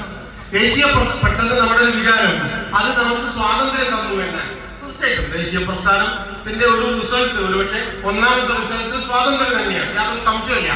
പക്ഷെ ദേശീയ പ്രസ്ഥാനം നമുക്ക് സ്വാതന്ത്ര്യം മാത്രമല്ല തന്നത്. പിന്നെയോ അതാണ് ജനാധിപത്യം എന്ന ആശയത്തെ മലയാളിക്ക് പരിചയപ്പെടുത്തിയത്. ഇന്ത്യക്ക് ഞാൻ കേരളത്തിന്റെ കാര്യം പറയുമ്പോൾ മലയാളം കേരളത്തിൽ പറയുന്നു എന്നേ ഉള്ളൂ. മതനിരപേക്ഷത, തുല്യത, നീതി തുടങ്ങിയിട്ടുള്ള ആധുനികമായ ഒരു രാഷ്ട്രത്തിന്റെ, ഒരു സൊസൈറ്റിയുടെ രൂപീകരണത്തിന് അടിത്തറയായി വർത്തിക്കേണ്ടുന്ന നിരവധി ആശയങ്ങളെ മലയാളിക്ക് പരിചയപ്പെടുത്തിയത് സനാതന മൂല്യ വ്യവസ്ഥയല്ല, ദേശീയ പ്രസ്ഥാനമാണ്. സാമ്രാജ്യ വിരുദ്ധ, കൊളോണിയൽ വിരുദ്ധ സമരങ്ങളാണ് ദേശീയ പ്രസ്ഥാനം. ഞാൻ എന്റെ ഒരു നാടൻ ഭാഷയിൽ പറഞ്ഞാല് ദേശീയ പ്രസ്ഥാനം അതിനൊരു വാഹനമായിട്ട് നമ്മൾ കണക്കാക്കാം. ഒരു വണ്ടി, ആ വണ്ടി കേരളം എന്ന സ്റ്റാൻഡിൽ വന്ന് നിന്നു. നമ്മളൊരു തളിപ്പറമ്പ് സ്റ്റാൻഡിൽ വന്ന് നിന്ന് കണക്കാക്കണം. പണ്ടൊക്കെ ഈ പിന്നെ തപാൽ ഉരുപ്പിടികളൊക്കെ ഇങ്ങനെ ഇട്ടുപോയില്ലേ, ഇപ്പൊ അതൊന്നും ഇല്ല ഉണ്ട്, അങ്ങനെ ഇട്ടുപോലോ, കെട്ടിങ്ങനെ ഇട്ടുപോകും എന്ന പോലെ ഈ വണ്ടിയില് കേരളത്തിൽ വന്നു വീണ കെട്ടുകൾ എന്തൊക്കെയാണ്? ഒന്ന് സ്വാതന്ത്ര്യത്തിന്റെ കെട്ടാൻ, ജനാധിപത്യത്തിന്റെ കെട്ട് വന്നു വീണതായി. അതിന്റെ മുമ്പ് ഇല്ല. അതിന്റെ മുമ്പ് ഈ പറയുന്നുണ്ടല്ലോ വലിയ സനാതന കർമ്മം മറിച്ച് എന്നൊക്കെ പറയുന്നുണ്ടല്ലോ. ആ കാലത്ത് രാജാവിന്റെ മകനാണ് രാജാവ് അല്ലെ, എവിടെയാണ് ജനാധിപത്യം ഉള്ളത്?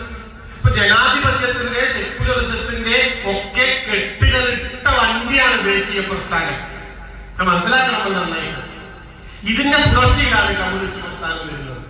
ഈ രണ്ട് മൂവ്മെന്റുകളുടെ തുടർച്ചയിൽ ഇതിന്റെ രാഷ്ട്രീയ ഉള്ളടക്കം ചോർന്നു പോകാതെ കേരളത്തെ രൂപീകരിച്ച പ്രസ്ഥാനമാണ് കേരളത്തിലെ കമ്മ്യൂണിസ്റ്റ് പ്രസ്ഥാനം. ഈ രാഷ്ട്രീയ ഉള്ളടക്കം ചോർന്നു പോകാതെ എന്ന് പറഞ്ഞാൽ നമ്മൾ ഈ റിലേ ഓടുന്നുണ്ടല്ലേ, റിലേ ഓടുമ്പോൾ ഒരു പ്രത്യേകത ഓട്ടം മാത്രമല്ല കാര്യം, ഈ ബാറ്റ് വിടാൻ പാടില്ല. നിങ്ങൾ വെറുതെ ഒന്നാമത് ഓടി എത്തിയിട്ട് കാര്യമില്ല. ഇതിലാണ് അതിന്റെ കളിയിരിക്കുന്നത് അല്ലെ. ഇത് മുറുക്കി പിടിച്ച് ഓടണം. നിങ്ങൾ വീണ്ടും റിലേ എന്ന് മനസ്സിൽ കണ്ടുപോകും. അവസാനമൊക്കെ ഓടുന്ന ആളൊരു ഓട്ടമുണ്ട്.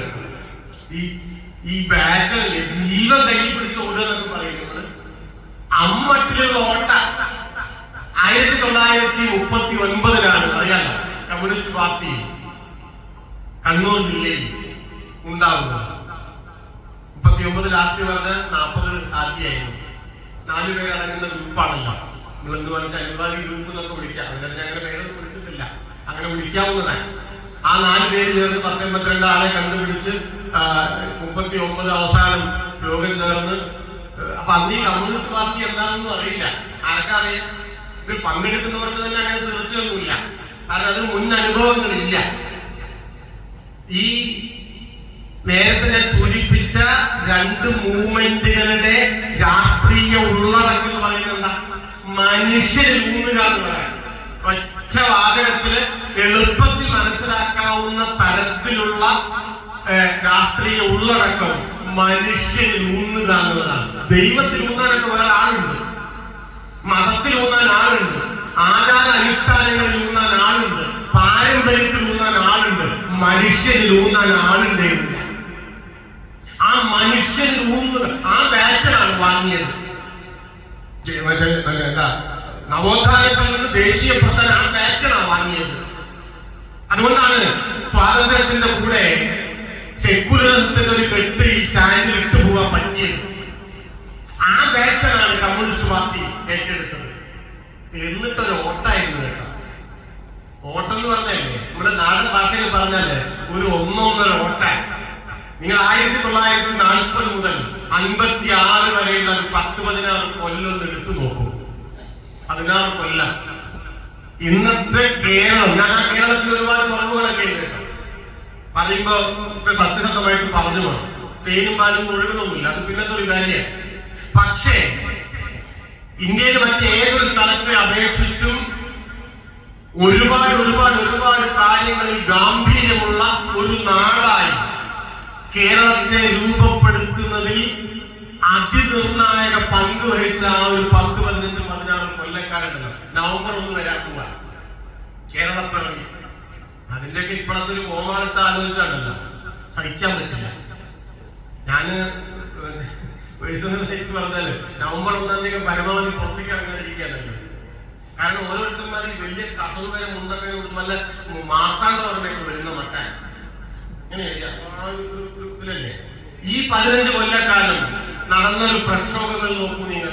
എന്താണ് കമ്മ്യൂണിസ്റ്റ് പാർട്ടി കേരളത്തിലെ ജനങ്ങളോട് പറഞ്ഞത്? നിങ്ങൾ എന്ത് ചെയ്യും? ഈ ചോദ്യം അന്നും കേട്ടിട്ടുണ്ടോ? നിങ്ങൾ എന്താ ചെയ്യാ? ഇന്നിപ്പോ എന്താ ചെയ്യുന്നത്? അന്ന് ആ ടെൻഷനൊരു മാറ്റമില്ല. നിങ്ങൾ എന്താ ചെയ്യാനാണ്? എന്ത് പറഞ്ഞു കമ്മ്യൂണിസ്റ്റ് പാർട്ടി? ഒരു മുന്നനുഭവങ്ങളും ഇല്ലാത്ത ഒരു പാർട്ടി എന്ത് പറഞ്ഞു? ഞങ്ങൾ 2 കാര്യം ചെയ്യാൻ പോകുന്നു. ഒന്ന്, ബ്രിട്ടീഷുകാർക്കെതിരായിട്ടുള്ള സമരം ചെയ്യാൻ പോകുന്നു. 2, ആ സമരത്തെ ജന്മി വിരുദ്ധമായി സാമ്രാജ്യ വിരുദ്ധ ജന്മി വിരുദ്ധ സമരം, അഥവാ സാമ്രാജ്യ വിരുദ്ധ സമരത്തെ ജന്മി വിരുദ്ധ സമരമായി കൂട്ടിയിണക്കി എന്നുള്ളതാണ് കേരളത്തിലെ കമ്മ്യൂണിസ്റ്റ് പാർട്ടി ദേശീയ പ്രസ്ഥാനത്തിന് നൽകിയ സംഭാവന. അങ്ങനെ വന്നപ്പോ തളിപ്പറമ്പിലുള്ള, കണ്ണൂരിലുള്ള, പാലക്കാട്ടിലുള്ള, ഒറ്റപ്പാലത്തുള്ള നമ്മുടെ മുത്തശ്ശിമാർക്ക് അതൊരു പുതിയ കാര്യമായി, അതിലൊരു കമ്പണ്ടായി. കാരണം ഇവർ ഈ പറഞ്ഞ കാര്യങ്ങൾ നടന്നാല് 2 നടക്കാം. ഒന്ന്, ബ്രിട്ടീഷുകാർക്ക് അത് നടക്കണില്ലാത്തൊരു കാര്യമാണ്. 2ാമത് ആ മനുഷ്യനെ സംബന്ധിച്ച് മനസ്സിലാക്കണം, നമ്മുടെ മുത്തച്ഛനെ സംബന്ധിച്ച് ബ്രിട്ടീഷുകാരേക്കാൾ പോണ്ട ആളുകൾ ഉണ്ടായിരുന്നു. അതാരായിരുന്നു? അത് അവരുടെ ചുമലിൽ നിന്ന് അവരുടെ അധ്വാനത്തെ ചൂഷണം ചെയ്ത് കടിച്ച് കൊഴുത്തു വീർത്ത നൂറ്റാണ്ടുകളായി നിലനിന്ന അവരുടെ കൺമുമ്പിലുള്ള അവരുടെ ജീവിത വിരോധിയാണ് അതായിരുന്നു തമ്മേ. അപ്പൊ ഇവര് പറഞ്ഞ ഈ കാര്യങ്ങളും നടന്നു കിട്ടിയാല് ഈ 2 കാര്യങ്ങളും ഇല്ലാതെയാകും എന്ന താല്പര്യം കൊണ്ട് 10,000-കണക്കിന് മനുഷ്യരാണ് ഇതിലേക്ക് ഓടിക്കൂടിയത്. രസകരമായിട്ടൊരു കാര്യം നിങ്ങൾ ചിലപ്പോൾ ശ്രദ്ധിച്ചിട്ടുണ്ടാവും. 39 ഡിസംബർ 31 40 1 ആയല്ലോ രാവിലെ ഈ പാർട്ടി ഉണ്ടായത് ജനങ്ങളെ അറിയിക്കണ്ടേ? അറിയിക്കണം. ഇതിപ്പോ എങ്ങനെ അറിയിക്കും? നിങ്ങൾ ആലോചിക്കുന്നത്, എന്നിട്ട് ആലോചിച്ച് പോകുന്ന രസമാണ് കേട്ടോ. ഇന്നും നമുക്ക് എന്തൊക്കെ മാർഗമുണ്ട്. ഇപ്പൊ ഇവിടെ നിങ്ങളുടെ മുനിസിപ്പാലിറ്റിയിലോ ഒക്കെ ഒരു എന്താ കുടുംബശ്രീ അയൽക്കൂട്ടത്തില് ഒരു ചെയർമാൻ നമ്മളായി വിചാരിക്കാം. ക്ഷണനേരം കൊണ്ട് നമ്മൾ ലോകം മുഴുവൻ വിവരം അറിയും അല്ലേ? ആന്തൂർ നഗരസഭ നഗരസഭ അതിനെ കന്യ കുടുംബശ്രീ ചുവന്ന് തന്നെ ലക്ഷ്മിക്കുട്ടി ഇതിന്റെ ചെയർമാനായി ചെയർപേഴ്സണായി എന്നുള്ളതാണ് ഈ പറഞ്ഞു വരുന്നത്. അത്രയും ഇത് നമ്മൾ വാട്സാപ്പിലോ അതിലും ഇതിലൊക്കെ പാടെ നമ്മൾ ലോകം മുഴുവൻ പ്രചരിപ്പിക്കും. 40 ജനുവരി 1 എന്ത് ചെയ്തു കാണും? ആ മനുഷ്യർ എന്ത് ചെയ്തു കാണും? ഈ പാർട്ടി ഉണ്ടായി എങ്ങനെ അറിയും? അവരെ എടുത്തൊരു തീരുമാനം എന്താണെന്നറിയോ? ചുമര എഴുതാൻ തീരുമാനിച്ചു. അവിടെ അടുത്ത പ്രശ്നം വരുന്നത് ആരുടേതായി ചുമരുള്ളത്? ചുമരിച്ച മതിൽ നമ്മൾ ഇലക്ഷനിൽ മതിൽ തളിപ്പറമ്പിൽ ആരുടേത് ചുമരുണ്ടായിരുന്നു 1940 ആകെണ്ടാവുക ചിലപ്പോൾ 2 ചെമ്മീടിലാവും. ആർക്കെതിരാണ് ഈ സമരം ആകെ അതിനുണ്ടായിട്ടേക്കാം 15 അഥവാ ഒന്നരെ കിട്ടിയാൽ ആരൊക്കെ എഴുതാൻ അറിയാം, ആരുടെ പ്രശ്നമുള്ളത്, എവിടെ പെയിന്റ് ഉള്ളത്. അവര് ചുമരെത്ര എഴുതി എന്നുള്ളതിന്റെ കണക്ക് എഴുതിയില്ല കേട്ടോ. എഴുതി എനിക്ക് അത് മിസ്സില്ല. പക്ഷെ ഈ പാർട്ടി ഉണ്ടായതൊക്കെ ജനങ്ങൾ പറഞ്ഞു. അതെന്താ അറിയാതെയാണ് ഞാൻ പറഞ്ഞല്ലോ. ഈ 2 ലക്ഷ്യങ്ങൾ പൂർത്തീകരിക്കപ്പെടുമെന്ന് കണ്ടപ്പോ 10,000-കണക്കിന് മനുഷ്യരാണ് ഇതിലേക്ക് കൂടിയത്. അങ്ങനെ കൂടിയപ്പോ എന്താ ഉണ്ടായത്? അങ്ങനെ കൂടിയപ്പോ അക്കാലം വരെ ഈ പൊതുജീവിതത്തിൽ എവിടെയും ഇടം കിട്ടിയിട്ടില്ലാത്ത, നമ്മുടെ ചരിത്രത്തിൽ ഒരിക്കലും പേര് വന്നിട്ടില്ലാത്ത, ഒരു സർക്കാർ ഓഫീസിലും ഫോട്ടോ പതിച്ചിട്ടില്ലാത്ത, ഒരു വീരഗാഥകളിലും പരസ്യം ചെയ്തിട്ടില്ലാത്ത ഈ 10,000-കണക്കിന് മനുഷ്യരുണ്ടല്ലോ, അവരിത് വന്നു ഒരു ജാതി വരവാണ്. അങ്ങനെ വന്നപ്പോഴോ പബ്ലിക് സ്പിയർ എന്ന് പറഞ്ഞൊരു സാധനം, പൊതുമണ്ഡലം എന്ന് പറയും. ഒരു സാങ്കല്പികമായിട്ടുള്ള ഇട. എന്താണ് പൊതുമണ്ഡലം? പൊതുമണ്ഡലം എന്ന് വെച്ചാല് നമ്മുടെ ജനാധിപത്യത്തിലെ ഇതുപോലെയുള്ള ആധുനിക മൂല്യങ്ങൾക്ക് വളർന്ന് വികസിച്ച് വലുതാവാനുള്ള ഒരു സ്ഥലത്തിന്റെ പേരാണ് പൊതുമണ്ഡലം.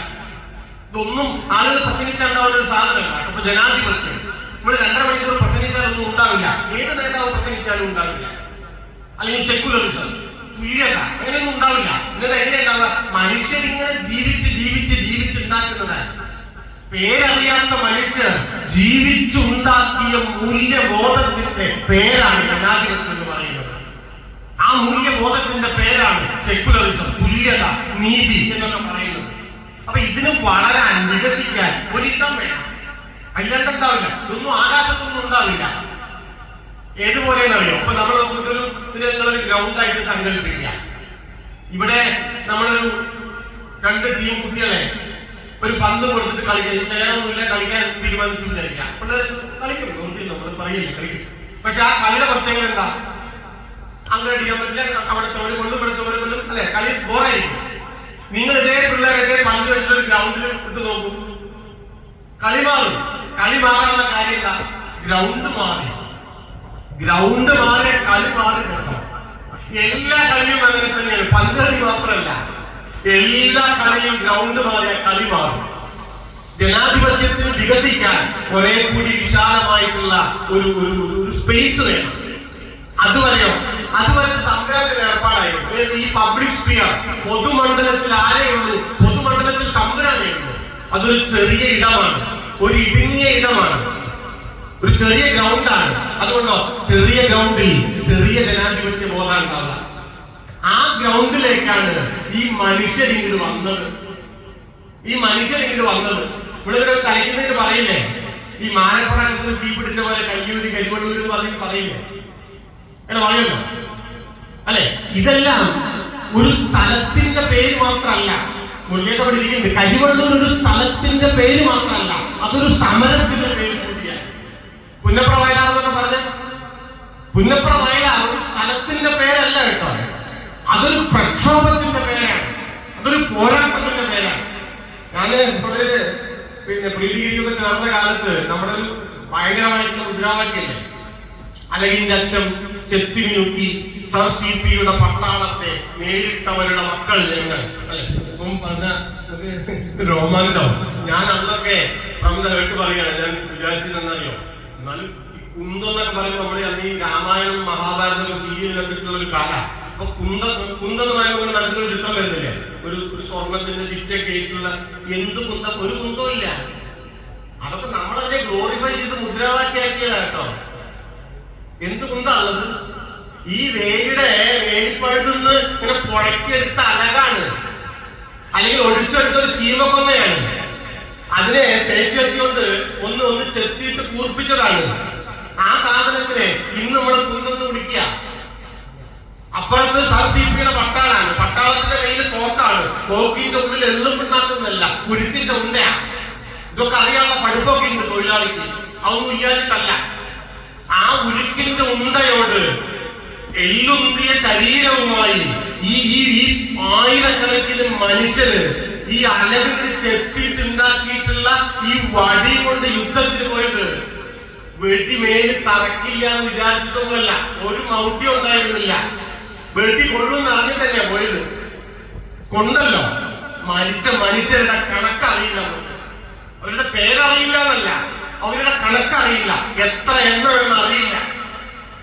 മരിച്ചുപോയി, വെടികൊണ്ട് മരിച്ചുപോയി. പേരറിയാത്ത മനുഷ്യർ കേരളത്തിൽ അങ്ങോളം ഇങ്ങോളം പേരറിയാത്ത മനുഷ്യർ ചരിത്രത്തിൽ എവിടെയും തങ്കലിപികളാൽ രേഖപ്പെടുത്തപ്പെട്ടിട്ടില്ലാത്ത മനുഷ്യർ അവരിങ്ങോട് വന്ന് അവരുടെ രക്തം കൊണ്ട് ചവിട്ടി പൊളിച്ചതാണ് നൂറ്റാണ്ടുകൾ നീണ്ടു നിന്ന ഈ ചെറിയ പൊതുമണ്ഡലത്തിന്റെ വേലികൾ. അറിയാം, അതാ കമ്മ്യൂണിസ്റ്റ് പാർട്ടിയുടെ സംഭാവന. ഇവിടെ പഠിക്കുന്ന റോഡൊന്നുമല്ല, ചോര കൊണ്ട് പൊളിച്ചതാണ്. നമ്മള് നാട്ടുപുറത്തൊക്കെ പണ്ട് ജനകീയ ആസൂത്രണമൊക്കെ വന്നപ്പോ ഈ ഇടവഴിയൊക്കെ അങ്ങോട്ട് ഇങ്ങോട്ട് മാറ്റിയില്ലേ, അല്ല വേലി അങ്ങോട്ട് ഇങ്ങോട്ട് മാറ്റിയിട്ട് ഇടവഴിയൊക്കെ വലിയ റോഡാക്കില്ലേ. ആ വേലി കൈകൊണ്ടാണ് മാറ്റിയത്. ചരിത്രത്തിൽ കമ്മ്യൂണിസ്റ്റ് പോരാളികൾ, പേരറിയാത്ത പോരാളികൾ ചോര കൊണ്ട് ചവിട്ടി തെറിപ്പിച്ചതാണ് ഈ ജാതീയതയും ഫ്യൂഡലിസവും തീർത്ത ഈ ചെറിയ പൊതുമണ്ഡലത്തെ കവർ ചെയ്ത് നിന്ന ഈ വേലി. പൊതുമണ്ഡലം വലുതായപ്പോഴോ അക്കാലം വരെ ഇടയില്ലാത്ത മനുഷ്യർ ഇവിടെ വരാൻ തുടങ്ങി. അവരുടെ കാര്യം പറയാൻ തുടങ്ങി, അവരുടെ ആശയം ഇടാൻ തുടങ്ങി, തർക്കിക്കാൻ തുടങ്ങി, സമ്മതിക്കാൻ തുടങ്ങി. വിസ്തൃതമായ പൊതുമണ്ഡലത്തിൽ വിസ്തൃതമായ ജനാധിപത്യം. ഇതാ കേരളം രാജസ്ഥാനിൽ വ്യത്യാസം. വിസ്തൃതമായ പൊതുമണ്ഡലത്തിൽ വിസ്തൃതമായ ജനാധിപത്യ ബോധം. ഇതാ കേരളവും ബീഹാർ തമ്മിലുള്ള വ്യത്യാസം. ഇതാ കേരളവും കേരളത്തിന് പുറത്തുള്ള ഇന്ത്യയും തമ്മിലുള്ള വ്യത്യാസം. ഇതാ കമ്മ്യൂണിസ്റ്റ് പാർട്ടിയുടെ സംഭാവന. മനസ്സിലായോ? ഇതാ സംഭാവന. ഈ ഞാൻ പറഞ്ഞു വന്നത് ഈ മൂന്ന് മൂവ്മെന്റുകളുടെ ഒരു പാരസ്പര്യമുണ്ട്, അതിനൊരു തുടർച്ചയുണ്ട്. 1956 തോന്നുന്നു കേരളത്തിൽ 100 സമരം പറയണം. നിങ്ങൾക്കിപ്പോ ഞാൻ ഇവിടെ വന്നിട്ട് പറഞ്ഞു തരേണ്ട ഒരു കാര്യമില്ല. നിങ്ങൾ അതിന് ഉണ്ടായിട്ടുള്ള മനുഷ്യന്മാരാണ്, അതിന്റെ ബാക്കിയാണ്, അതിന്റെ തുടർച്ചയാണ്.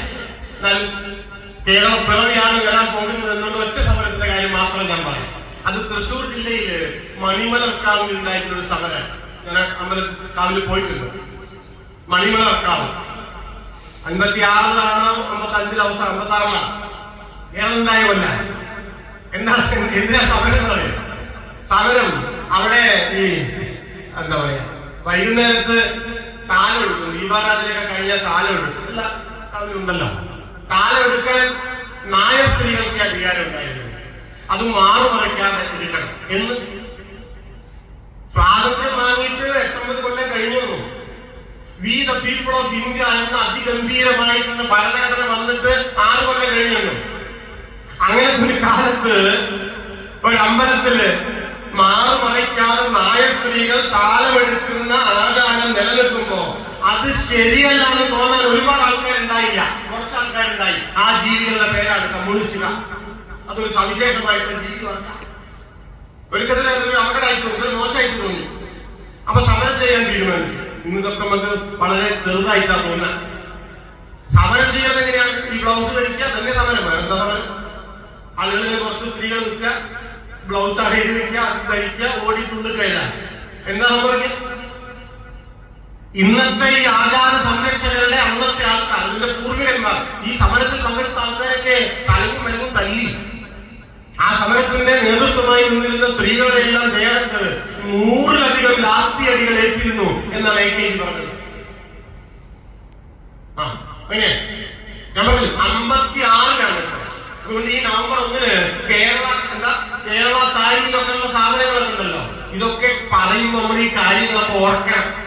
ഇങ്ങനെ ഉണ്ടായൊരു കേരള, എന്താണ് അതിന്റെ ഇപ്പോഴത്തെ അവസ്ഥ? തനിയൊരു കാര്യത്തിലേക്ക് വരാം, ഇപ്പോഴത്തെ ഒരു അവസ്ഥയിലേക്ക് വരാം. ഈ ഒരു 3 മൂവ്മെന്റുകളിൽ ഏറെക്കുറെ 2 മൂവ്മെന്റുകളും ഇല്ലാതെയായി. എന്ന് വെച്ചാല് ഈ സ്റ്റാൻഡിൽ 3 വണ്ടി ഉണ്ടായിരുന്നു, അതിൽ ഏറെക്കുറെ 2 വണ്ടിയും സ്റ്റാൻഡ് വിട്ടു. നവോത്ഥാനത്തിന്റെ വണ്ടിയും ദേശീയ പ്രസ്ഥാനത്തിന്റെ വണ്ടിയും ഈ സ്റ്റാൻഡ് വിട്ട മട്ടാണ് കേട്ടോ. ഫോട്ടോയൊക്കെ ഉണ്ട് എന്നുള്ളതായിരുന്നു, ഫോട്ടോയൊക്കെ ഉണ്ട്. പക്ഷെ അതിന്റെ ഫോട്ടോ അല്ലല്ലോ കാര്യം, മൂല്യബോധങ്ങളാണ് കാര്യം. നിങ്ങൾ ആരുടെ ഫോട്ടോ വയ്ക്കുന്നു എന്നുള്ളതല്ല, നമ്മുടെ ശീലങ്ങളിൽ ഈ മൂല്യങ്ങൾ പ്രതിഫലിക്കുന്നുണ്ടോ എന്നതാണ് കാര്യം. ലോകപ്രസിദ്ധനായിട്ടൊരു അമേരിക്കൻ മനഃശാസ്ത്രജ്ഞനുണ്ട്, അദ്ദേഹം ഗറിപ്രോ എന്ന് പറയും. അദ്ദേഹത്തിന്റെ വളരെ ഗംഭീരമായിട്ടൊരു പുസ്തകമുണ്ട്, art of loving. Art of living അല്ല കേട്ടോ, അത് മറ്റോടായി ഇങ്ങനെ വിളിച്ചിട്ട് 50 രൂപ എടുത്തെന്ന് പറഞ്ഞ പരിപാടിയാണ്. അത് വേറെയാണ്, അത് വേറെയാണ്. പിന്നെ ഇത് ആർട്ട് ഓഫ് ലവിങ്, സ്നേഹിക്കുന്നതിലെ കല. അതിന്റെ പ്രിഫേസിൽ അദ്ദേഹം പറയുന്നുണ്ട്, യഥാർത്ഥ ആശയങ്ങൾ എന്താണ്? യഥാർത്ഥ ആശയങ്ങൾ നിങ്ങളുടെ പ്രസംഗത്തിൽ കേൾക്കുന്ന ആശയമല്ല. അതുകൊണ്ട് ഞാൻ എന്ത് പറയണമെന്ന് എന്നെ വിലയിരുത്തുന്നുണ്ടോ? എന്നൊന്നുമില്ല. യഥാർത്ഥ ആശയം നിങ്ങളുടെ എഴുത്തിലുള്ളതല്ല, അത് നിങ്ങളുടെ പ്രസംഗത്തിലോ നിങ്ങളുടെ കവിതയിലോ ഉള്ളതല്ല. യഥാർത്ഥ ആശയം നിങ്ങളുടെ ശീലങ്ങളിൽ പ്രതിഫലിക്കുന്നതാണ്. എല്ലാത്തിനെ സംബന്ധിച്ചത് അങ്ങനെ തന്നെയാണ്. അപ്പൊ നവോത്ഥാനം എന്ന് പറയുമ്പോൾ ശ്രീനാരായണ ഗുരുവിന്റെ പടമൊക്കെ ഉണ്ട്, പക്ഷെ ആ ആശയമൊക്കെ വണ്ടി സ്റ്റാൻഡ് വിട്ടിട്ടുണ്ട്. അപ്പൊ 2 വണ്ടി സ്റ്റാൻഡ് വിട്ടു, അവശേഷിക്കുന്ന ഒരു വണ്ടിയായിരുന്നത്. ആ വണ്ടി ചിലപ്പോ എല്ലാവരും അവരുടെ സങ്കല്പത്തിലുള്ള ഒരു വണ്ടി ആയിക്കൊള്ളുന്നില്ല, പക്ഷെ ആ വണ്ടി അവിടെ ഉണ്ട്. പിന്നെ ഞാൻ ഒരു കൺസെപ്റ്റ് പറയാം. കമ്മ്യൂണിസ്റ്റ് പാർട്ടി എന്ന് പറയുന്നത്, അല്ലെങ്കിൽ പൊതുവിൽ ഇടതുപക്ഷം എന്ന് പറയുന്നത് നമ്മുടെ സങ്കല്പത്തിലെ ഒരു സ്വപ്ന സൗധമല്ല. സങ്കല്പത്തിൽ സ്വപ്നങ്ങളിൽ സൗധങ്ങൾ പണിയാൻ വലിയ ബുദ്ധിമുട്ടൊന്നുമില്ല, അത് ആർക്കും പണിയാവുന്നതാണ്. അത് വളരെ മോശം ഞാൻ പറയല്ല, മോശമൊന്നുമല്ല, അതും വേണം. കാരണം ആ സ്വപ്നങ്ങളായിരിക്കാം പിന്നീട് പൂവണിയപ്പെടുക, അത് വേറൊരു കാര്യമാണ്. പക്ഷേ നിലനിൽക്കുന്ന കമ്മ്യൂണിസ്റ്റ് പാർട്ടി എന്ന് പറയുന്ന സംഗതിയുണ്ട്, existing communist party, existing left എന്നൊക്കെ പറയാം, നിലനിൽക്കുന്ന ഇടതുപക്ഷം. അതുകൊണ്ട് ഞാൻ ഊന്നി പറയാൻ ശ്രമിക്കുന്ന ഒരു കാര്യം, നമ്മുടെ സങ്കല്പത്തിലെ പാർട്ടി ഒരു കാര്യവും നിലനിൽക്കുന്ന പാർട്ടി വേറൊരു കാര്യവുമാണ്. എന്റെയും നിങ്ങളുടെയും കൂടെയുള്ളത് നിലനിൽക്കുന്ന കമ്മ്യൂണിസ്റ്റ് പാർട്ടിയാണ്. സങ്കല്പത്തിലെ കമ്മ്യൂണിസ്റ്റ് പാർട്ടി ഇല്ല കേട്ടോ. സങ്കല്പത്തിലെ കമ്മ്യൂണിസ്റ്റ് പാർട്ടി എന്റെ കൂടെയില്ല, നിങ്ങളുടെ കൂടെയില്ല, ഉണ്ട് എന്നതൊരു തെറ്റിദ്ധാരണയാണ്. നിലനിൽക്കുന്ന കമ്മ്യൂണിസ്റ്റ് പാർട്ടിയിൽ എന്തെങ്കിലും കുറവുകളുണ്ടെങ്കിൽ, കുഴപ്പങ്ങളുണ്ടെങ്കിൽ, പോരായ്മകളുണ്ടെങ്കിൽ അതിൽ ഇടപെട്ടുകൊണ്ട് തിരുത്തുക എന്നത് മാത്രമേ കാര്യമുള്ളൂ. അതിൽ യാതൊരു കാര്യമില്ല, അത് വൃഥാ വ്യായാമങ്ങളാണ്. ആ രീതികൾ മാർക്സിസ്റ്റ് അല്ല, ദയവ് ഇത് മനസ്സിലാക്കണം. ആ രീതികൾ മാർക്സിസ്റ്റ് അല്ല. സ്വപ്നത്തിലെയും സങ്കല്പത്തിലെയും കമ്മ്യൂണിസ്റ്റ് പ്രസ്ഥാനങ്ങൾക്ക് നിറം പിടിപ്പിക്കുന്ന രീതി മാർക്സിസ്റ്റ് അല്ല. മാർക്സിസ്റ്റായ രീതിശാസ്ത്രം എന്ന് പറയുന്നത് നിലനിൽക്കുന്ന കമ്മ്യൂണിസ്റ്റ് പാർട്ടിയിൽ ഇടപെടുകയും അതിൽ പോരായ്മയുണ്ട് എന്ന് നമുക്ക് തോന്നുകയാണെങ്കിൽ സ്വന്തം ജീവിതം ഉരുക്കിയൊഴിച്ച് ആ പോരായ്മകളെ പരിഹരിക്കാൻ പരിശ്രമിക്കുകയും ചെയ്യുക എന്നത് മാത്രമാണ് നമ്മള് ആഴത്തിൽ മനസ്സിലാക്കി പോകേണ്ടുന്ന ഒരു കാര്യമാണ്. അപ്പൊ ആ കമ്മ്യൂണിസ്റ്റ് പാർട്ടി മാത്രമേ ഇപ്പൊ ഈ സ്റ്റാൻഡിലുള്ളൂ. അതുകൊണ്ട് വലതുപക്ഷത്തിന് കേരളത്തെ ഒന്നാകെ വിഴുങ്ങണമെങ്കിൽ ഈ വണ്ടിയും കൂടി ഈ സ്റ്റാൻഡ് വിടണം. അതാ കാര്യം, ഈ വണ്ടിയും കൂടി സ്റ്റാൻഡ് വിടണം. ഇപ്പൊ നിങ്ങൾ ആലോചിച്ച് നോക്കൂ, ഹിന്ദുത്വമൊക്കെ സംഘപരിവാറൊക്കെ ഇന്ത്യ മുഴുവൻ വിഴുങ്ങി. ഇന്ത്യ മുഴുവൻ വിഴുങ്ങിയിട്ടും കേരളം ഇങ്ങനെ എന്താ ഇതിനി കടക്കല്ലേ? എന്താ കാരണം?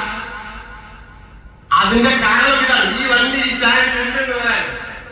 വണ്ടിയുടെ ഉള്ളിലിരിക്കുന്നത് വണ്ടിയെ പറ്റി പരാതി പലതും കേട്ടോ, അത് വേറൊരു കാര്യമാണ്. നമുക്ക് സീറ്റ് ഇവിടെ കേടുന്നല്ലേ പറഞ്ഞുകൊണ്ടിരിക്കാൻ ഇപ്പൊ ആൾക്കാർ ഇതിന് മറ്റേ അവിടെ പൊട്ടിയിട്ടുണ്ട്, ഇവിടെ പെയിന്റ് പോയി ആയിരിക്കാം.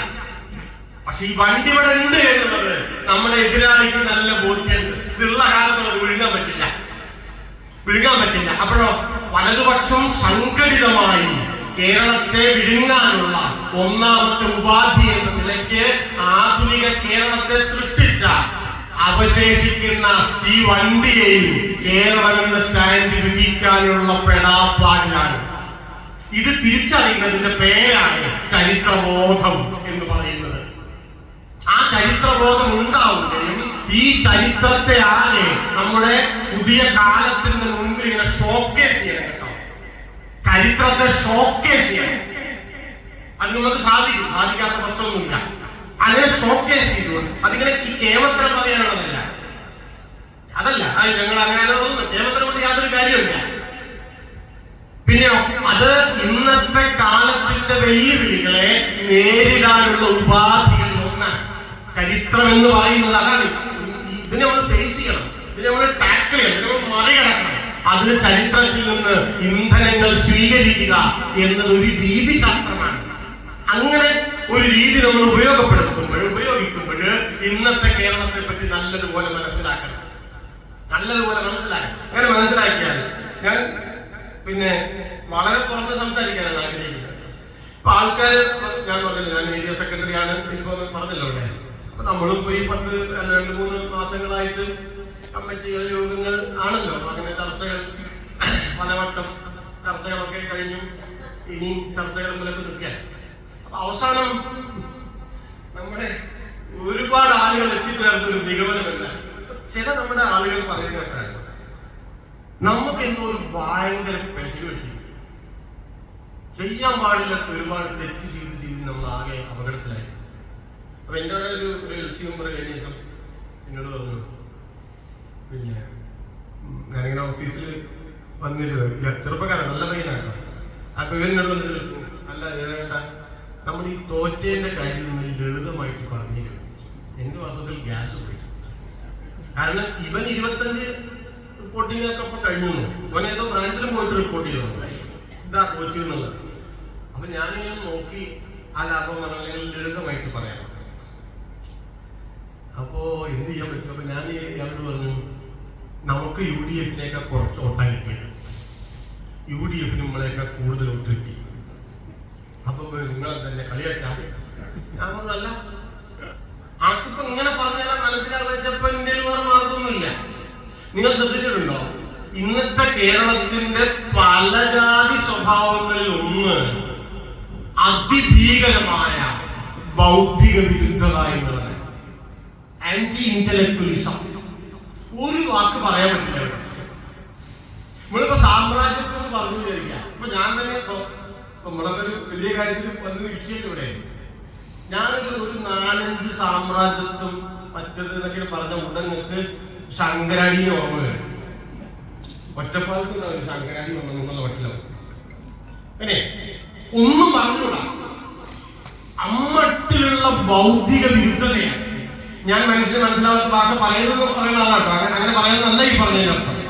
പക്ഷെ എല്ലാ കാര്യങ്ങളും പശു ഒരു മൃഗമാണ് എന്ന മട്ടിൽ നമുക്ക് പറയാൻ പറ്റില്ല. പശു ഒരു മൃഗം, ഞാൻ ഈ വാക്ക് വാചകം പശു ഒരു മൃഗമാണെന്ന് ഞാൻ പറഞ്ഞപ്പോൾ എനിക്ക് മനസ്സിലായി.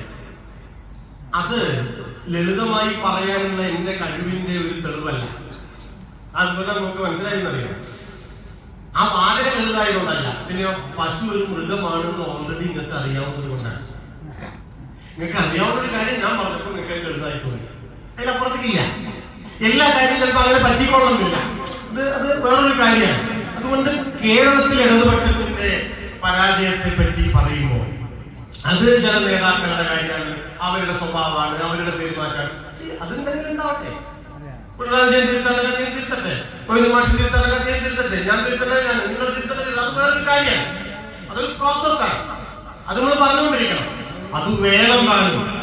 പക്ഷേ കേരളത്തിൽ ഇടതുപക്ഷത്തിന്റെ തോൽവി ഈ മട്ടിൽ ഏതെങ്കിലും ഒരു നേതാവിന്റെ അല്ലെങ്കിൽ നേതാക്കളുടെ ഒരു എന്താ ഈ സ്വഭാവത്തിന്റെ പെരുമാറ്റത്തിന്റെ ഭാഗമായിട്ട് മാത്രം ഉണ്ടായതാണ് എന്നൊരു കുറ്റിയിൽ ഇതിനെ കൊണ്ടേ കെട്ടുക എന്നുള്ളത് വലതുപക്ഷത്തിന്റെ ആവശ്യമാണ് എന്ന് നമ്മൾ തിരിച്ചറിയണം. അങ്ങനെ ചെയ്താൽ എന്താ സംഭവിക്കുന്നറിയോ? വേറെ കുറ്റി ഒരുപാടുണ്ട് കേട്ടോ. ഈ കയറ് കെട്ടേണ്ടുന്ന കുറ്റികൾ ഒരുപാട് അപ്പുറത്തുണ്ട്. ഇതിലേക്ക് ഒന്നും പോവാതെ നമുക്ക് ഇതാണല്ലോ എളുപ്പം. ഇത് വളരെ സൗകര്യമുള്ളതാണ്. കാരണം എനിക്കൊന്നും ചെയ്യേണ്ടതില്ല. പ്രായം മാറി വന്നിട്ട് മതിയല്ലോ ഞാൻ ചെയ്യേണ്ടത്. അല്ലെങ്കിൽ സംസ്ഥാനത്തേക്ക് അങ്ങനെ മാറി വരട്ടെ, അപ്പൊ എന്തെങ്കിലും നോക്കാം. എനിക്കറിയില്ല നിങ്ങളവിടെ അങ്ങനെയുണ്ടോ, എന്റെ നാട്ടിലൊക്കെ അങ്ങനെയുണ്ട്. ഇന്നപ്പോ അങ്ങനെ വരാം. അങ്ങനത്തെ മട്ടിൽ ഇരിക്കുകയാണ് ആളുകൾ. ഒരു കൂട്ടം ആളുകൾ, എല്ലാവരും ഉള്ളതല്ല, ഒരു കൂട്ടം ആളുകൾ. ആ നമുക്കൊക്കെ ഈ കയറ് കൊണ്ട് കെട്ടാനുള്ള ഒരു ശേഷിയും ചരിത്രബോധവും രാഷ്ട്രീയമായ ഉൾക്കാഴ്ചയുമാണ് ഈ കാലത്ത് നാം പ്രദർശിപ്പിക്കേണ്ടത്. അത് കുറച്ച് മെനക്കെട്ട കാര്യമാണ്, മറ്റേത് വളരെ എളുപ്പമുള്ളൊരു കാര്യമാണ്. അങ്ങനെ വന്നാൽ ഇടതുപക്ഷത്തിന്റെ പ്രാധാന്യം എന്താണ് എന്ന് നമ്മൾ നല്ലതുപോലെ മനസ്സിലാക്കണം. എന്താണ് ഈ കാലത്ത് ഇടതുപക്ഷത്തിന്റെ പ്രാധാന്യം? നമ്മൾ വീണ്ടും പറയാം, ഞങ്ങൾ 5 കൊല്ലം വന്നാൽ വീണ്ടും അതിന്റെ റോഡിനെ വിടൂ. നിങ്ങൾ റോഡിനെ അത് വിടൂ, അത് വേറൊരു കാര്യമാണ്. അതല്ല ഇവിടുത്തെ വിഷയം. ഇടതുപക്ഷത്തിന്റെ പ്രാധാന്യം അതല്ല. പിന്നെയോ ഇടതുപക്ഷത്തിന്റെ പ്രാധാന്യം ഈ വാചകം ചിലപ്പോ ശങ്കരാടി ഈ പൂൺ ചെയ്യുമെന്ന് അറിയാണ്ട്. എന്നാൽ ഈ വാചകം ശ്രദ്ധിച്ചോളൂ. ഇടതുപക്ഷത്തിന്റെ പ്രാധാന്യം തന്നെയാണ് ഈ കാലത്തെ ഇടതുപക്ഷത്തിന്റെ പ്രതിസന്ധി എന്ന് ഞാൻ പറയാം. അതൊരു ഡയലക്റ്റിക്കലായിട്ടുള്ള ഒരു വാചകമാണ്, കുറച്ച് ബുദ്ധിമുട്ടാണ്. വാചകം ഇത്രയേ ഉള്ളൂ.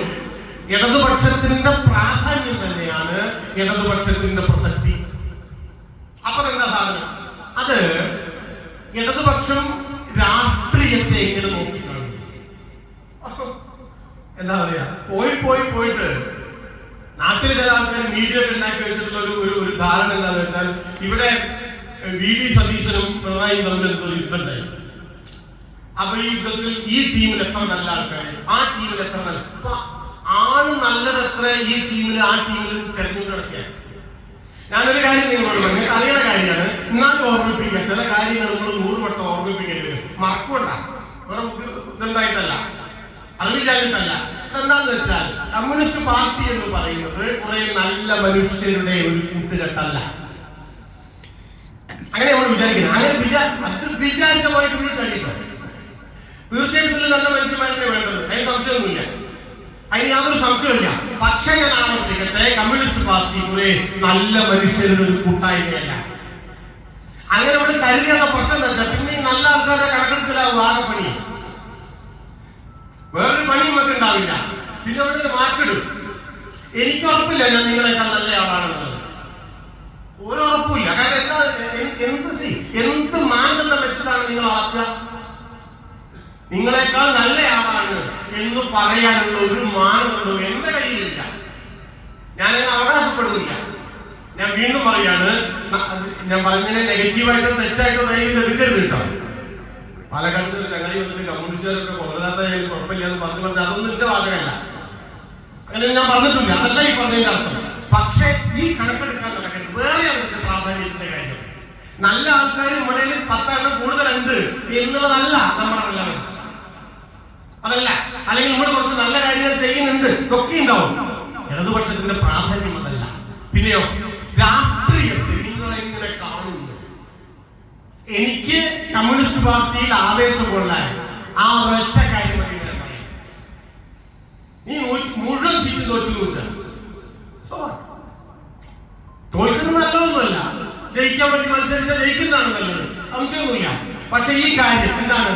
ഇടതുപക്ഷം ഇപ്പോഴും ഈ സന്നിഗ്ധാവസ്ഥയിലും രാഷ്ട്രീയത്തെ സാമൂഹ്യ മാറ്റത്തിനായുള്ള ഒരു ഉപാധിയായി കാണുന്നു എന്നുള്ളതാണ്. രാഷ്ട്രീയം കൊണ്ട് നാട് മാറാം, സമൂഹം മാറാം. രാഷ്ട്രീയത്തെ സാമൂഹ്യ മാറ്റത്തിനായുള്ള ഉപാധിയായി കാണുന്നു എന്നുള്ളതാണ് കേരളത്തിൽ ഇടതുപക്ഷത്തിന്റെ കമ്മ്യൂണിസ്റ്റ് പാർട്ടിയുടെ പ്രസക്തി. നിങ്ങൾ തിരിച്ചെടുത്തു, കോൺഗ്രസ് ആവട്ടെ BJP ആവട്ടെ, അവരും പൊളിറ്റിക്സ് ആണ് കൈകാര്യം ചെയ്യുന്നത്. അവർ രാഷ്ട്രീയത്തെ എങ്ങനെ കാണുന്നത്? അവർ രാഷ്ട്രീയത്തെ അധികാരത്തിലേക്ക് ചരിച്ചു വെച്ച ഒരു ഏണിയായി കാണുന്നു എന്നുള്ളതാണ്. അത് വ്യത്യാസം. ഒന്ന് അധികാരത്തിലേക്ക് ഒരു ഏണി, രണ്ടാമത്തേത് സാമൂഹ്യ മാറ്റത്തിനായുള്ള ഒരു ഉപാധി. ഈ രണ്ട് ധാരകൾ തമ്മിലാണ്, രാഷ്ട്രീയത്തെ സംബന്ധിച്ച ഈ രണ്ട് സങ്കല്പനങ്ങൾ തമ്മിലാണ് സമകാലീന കേരളത്തിൽ യുദ്ധം, സമരം നടക്കുന്നത് എന്ന് ദയവ് ചെയ്ത് ഇടതുപക്ഷത്തിന്റെ അനുഭാവികൾ, അനുയായികൾ മനസ്സിലാക്കണം. ഈ ഒറ്റ യുദ്ധമുള്ളൂ. അതിൽ രാഷ്ട്രീയത്തെ സാമൂഹ്യ മാറ്റത്തിനുള്ള ഉപാധിയായി കാണുന്നവർ മുന്നോട്ട് വയ്ക്കുന്നത് വെൽഫെയർ പൊളിറ്റിക്സ് ആണ്, ക്ഷേമ രാഷ്ട്രീയം എന്ന് പറയും. രാഷ്ട്രീയത്തെ അധികാരത്തിനായുള്ള ഏടിയായി ചരിച്ചു വെച്ചവർ ഫ്രീ ബി പൊളിറ്റിക്സ് ആണ് മുന്നോട്ട് വയ്ക്കുക, സൗജന്യ രാഷ്ട്രീയം എന്ന് പറയും. എന്ന് വെച്ചാൽ ഇടതുപക്ഷം മുന്നോട്ട് വെച്ച രാഷ്ട്രീയ സങ്കല്പത്തിന്റെ ഔട്ട്പുട്ട് എന്ന് പറയുന്നത് ക്ഷേമ രാഷ്ട്രീയവും വലതുപക്ഷം മുന്നോട്ട് വെച്ച രാഷ്ട്രീയ സങ്കല്പത്തിന്റെ ഔട്ട്പുട്ട് എന്ന് പറയുന്നത് സൗജന്യ രാഷ്ട്രീയവുമാണ്. ക്ഷേമ രാഷ്ട്രീയവും സൗജന്യ രാഷ്ട്രീയവും തമ്മിലുള്ള യുദ്ധത്തിൽ ക്ഷേമ രാഷ്ട്രീയത്തിന്റെ മുകളിൽ സൗജന്യ രാഷ്ട്രീയമാണ് കേമം എന്ന് കരുതുന്ന ഒരു കേരളം സൃഷ്ടിക്കപ്പെട്ടു എന്നതാണ് കമ്മ്യൂണിസ്റ്റ് പാർട്ടി നേരിടുന്ന വെല്ലുവിളി.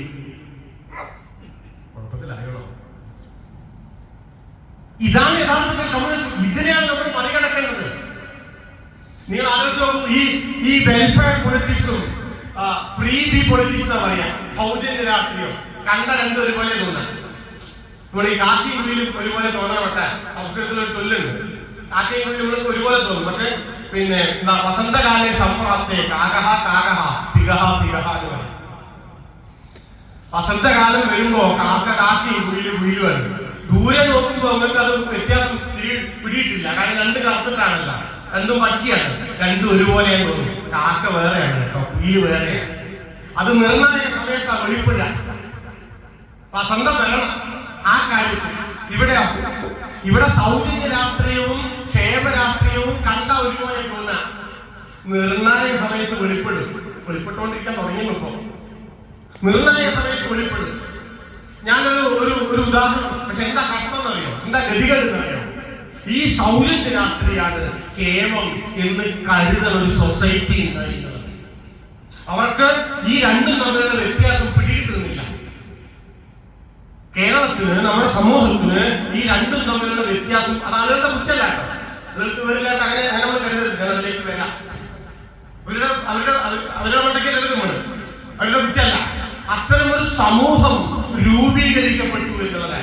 ഇനി തമ്മിലുള്ള ഒരു വ്യത്യാസത്തിന്റെ ഒരു കാര്യം നമുക്ക് ഒരുപാട് ഉദാഹരണം പറയാം. ഞാൻ ഒറ്റ ഉദാഹരണം മാത്രം എടുക്കാം, പറയാം. ഇപ്പോ ഇടതുപക്ഷം സ്ത്രീ സുരക്ഷാ പദ്ധതി കൊണ്ടുവന്നു അല്ലെ? അതിന്റെ ഇന്നൊരു സമരം ഉണ്ടായിരുന്നു, ഇനി ഒക്കെ വരാനിരിക്കാൻ.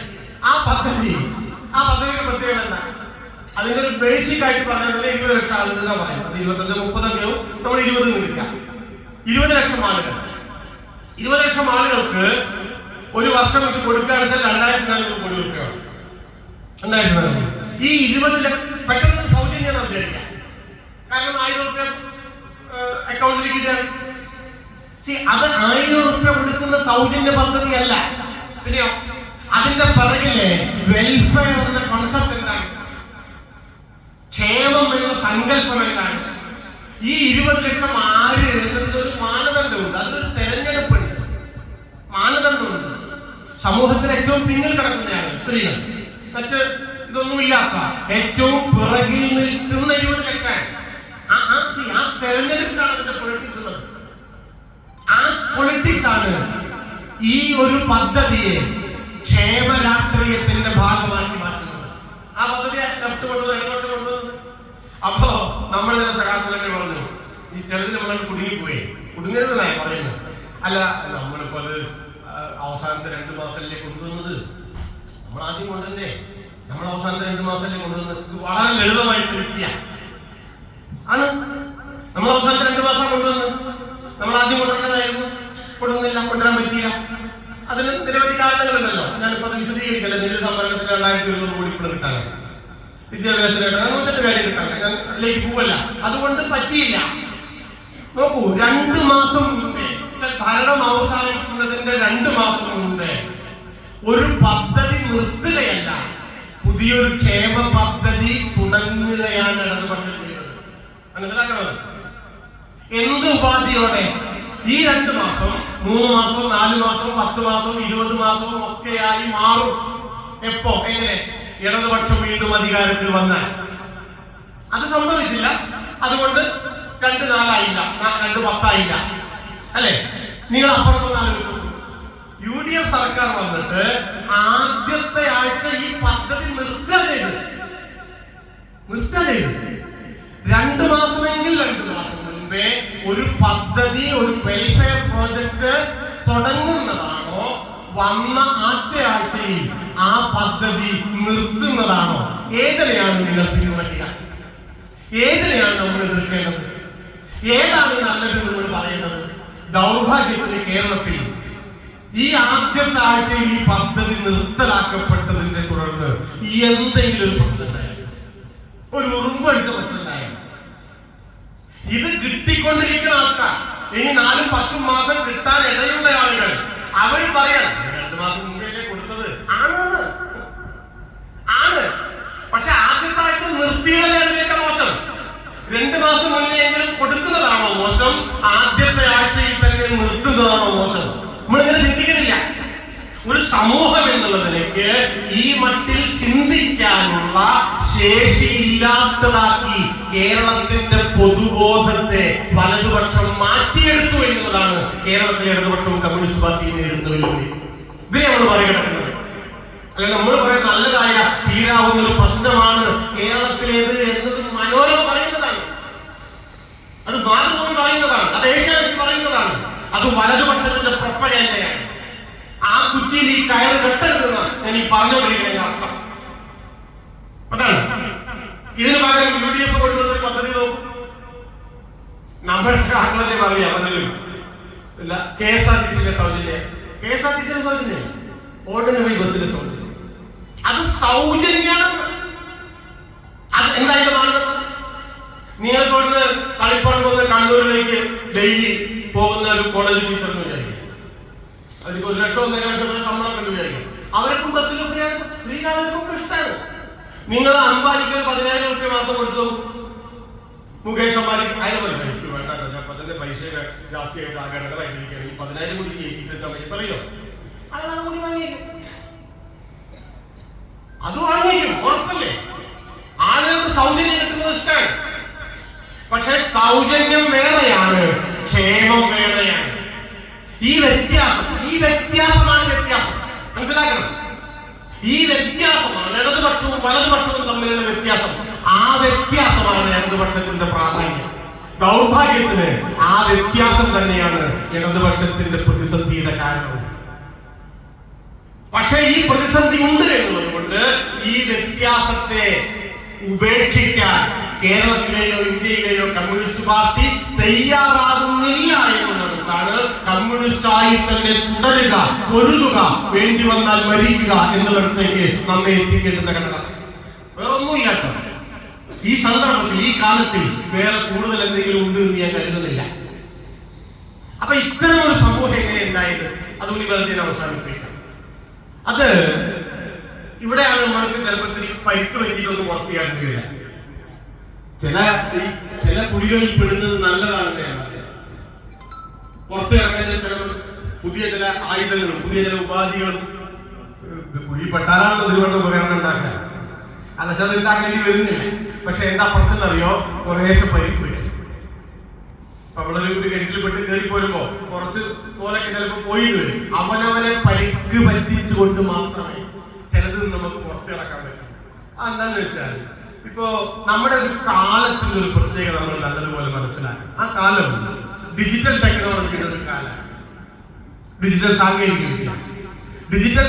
വിദ്യയുടെ പ്രത്യേകത എന്താണ്? അത് ഈ സാങ്കേതിക വിദ്യ വികാസത്തിന്റെ ഒരു 5ാം തലമുറയിലെ ഒരു കാര്യമാണ്. 4 കഴിഞ്ഞു 5ാം തലമുറ ഞാൻ പറയുന്നു. എന്താ ടെക്നോളജിയുടെ പ്രത്യേകത? സാങ്കേതിക വിദ്യയുടെ പ്രത്യേകത അത് നമ്മുടെ ജീവിതത്തെ ഈസി ആക്കുന്നതാണ്. ഇപ്പൊ ഫോർ എക്സാമ്പിൾ ഈ മൈക്ക് ഒരു ടെക്നോളജിയുടെ പ്രൊഡക്റ്റ് ആണ്. ഈ മൈക്ക് എനിക്ക് ശബ്ദം കമ്മിയാണ്, അവ എന്റെ ശബ്ദം നിങ്ങൾക്ക് കൂടുതൽ കേൾക്കാൻ എന്റെ ഈസി, എന്റെ ജോലി ഈസിയാണ്. നിങ്ങൾക്ക് പിറകിലിരിക്കുന്ന ആൾക്ക് കേൾക്കില്ല, അയാളുടെ ചെവി നമ്മുടെ ഇല്ല. അപ്പൊ നിങ്ങളുടെ കേൾവി എന്ന പ്രക്രിയയെ ഈ സാധനം ഈസിയാണ്. This is what technology. എല്ലാവരും നിങ്ങൾക്ക് ഇങ്ങോട്ട് കാറിലാവും വന്നിട്ടുണ്ടാവും, അല്ലെ? നിങ്ങൾ അല്ലെങ്കിൽ വേറെ എന്തെങ്കിലും ബസ്സിലോ ബൈക്കിലോ എന്തെങ്കിലും. ഈ ടെക്നോളജിയുടെ പ്രത്യേകത എന്താണ്? അത് നമ്മുടെ ലൈഫിനെ ഈസി ആക്കുന്നുണ്ട്. പക്ഷേ നമുക്ക് ടെക്നോളജിക്ക് വെളിയിൽ ഒരു ജീവിതം സാധ്യമാണ്. ഉദാഹരണത്തിന് നിങ്ങൾ വന്ന കാറിനെ പറ്റി ഇതിനുള്ളിൽ കയറിയാൽ നിങ്ങൾ ഓർക്കില്ല. 1.5 കോടിയുടെ കാറിൽ വന്നാണ് പിന്നെ കാറിനെ എപ്പോഴും ഓർക്കുന്നത് ഇവിടെ പുറത്തേക്ക് ഇറങ്ങുമ്പോഴേ ഓർക്കുള്ളൂ, അല്ലെ? നമ്മളെപ്പോഴാണ് മോട്ടോർ ഓർക്കുക? വെള്ളടിക്കുന്ന സമയത്താണ്. ഈ വെള്ളടിയല്ല, മറ്റേ വെള്ളടി. അപ്പോഴേ എപ്പോഴാണ് മിക്സി ആലോചിക്കുക? തേങ്ങ എന്തെങ്കിലും അരക്കേണ്ട സമയത്ത്, അല്ലെ? അതർവൈസ് ഇപ്പൊ ഇവിടെ നിങ്ങൾ രാവിലെ എപ്പോഴാണ് മിക്സിയിൽ തേങ്ങ അരച്ചിട്ടുണ്ടാവും. ഇപ്പൊ ആരെങ്കിലും എന്റെ മിക്സി എന്ന് ആലോചിക്കുന്നുണ്ടോ? ഈ നിമിഷം നിങ്ങളുടെ ജീവിതം മിക്സിക്ക് വെളിയിലാണ്, കാറിന് വെളിയിലാണ്, അല്ലെ, മോട്ടോറിന് വെളിയിലാണ്. എന്ന് വെച്ചാൽ ടെക്നോളജിക്ക് വെളിയിൽ നമുക്കൊരു ജീവിതം സാധ്യമാണ്. പക്ഷെ ഡിജിറ്റൽ ടെക്നോളജിയുടെ പ്രത്യേകത എന്താ പറയുക? അതിന് വെളിയിൽ നമുക്കൊരു ജീവിതം സാധ്യമല്ല. അതിലിപ്പോ ഞാനിവിടെ പ്രസംഗിക്കുമ്പോൾ തന്നെ പറയുന്നത് ചിലപ്പോൾ നോക്കാൻ തുടങ്ങിയിട്ടുണ്ടാവും. കാരണം നമ്മുടെ അറ്റൻഷൻ സ്പാനിന്റെ സമയം തീർന്നു. അതൊക്കെ അറിയൊക്കെ ചെയ്യാം. നമ്മുടെ ഒറ്റപ്പാലത്തിന് ഇതുവരെ വന്നതല്ലേ ചിട്ടേ അങ്ങനെ കരുതിയാൽ മതി കേട്ടോ. അപ്പൊ നമ്മൾ ഇതിനെ നോക്കും, അല്ലെ, നമ്മൾ ഭക്ഷണം കണ്ടിട്ടില്ലേ, പിള്ളേരൊക്കെ ഭക്ഷണം ഇങ്ങനെ നോക്കിയിട്ടാ കഴിക്കാം.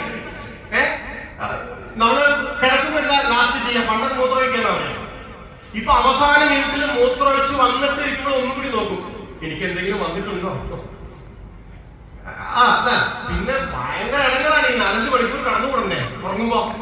രാവിലെ എണീക്കാൻ ബെഡ് കോഫി എന്നുള്ള സാധനം പോയിട്ടോ, എണീക്കാൻ ഇതാ നോക്കാം.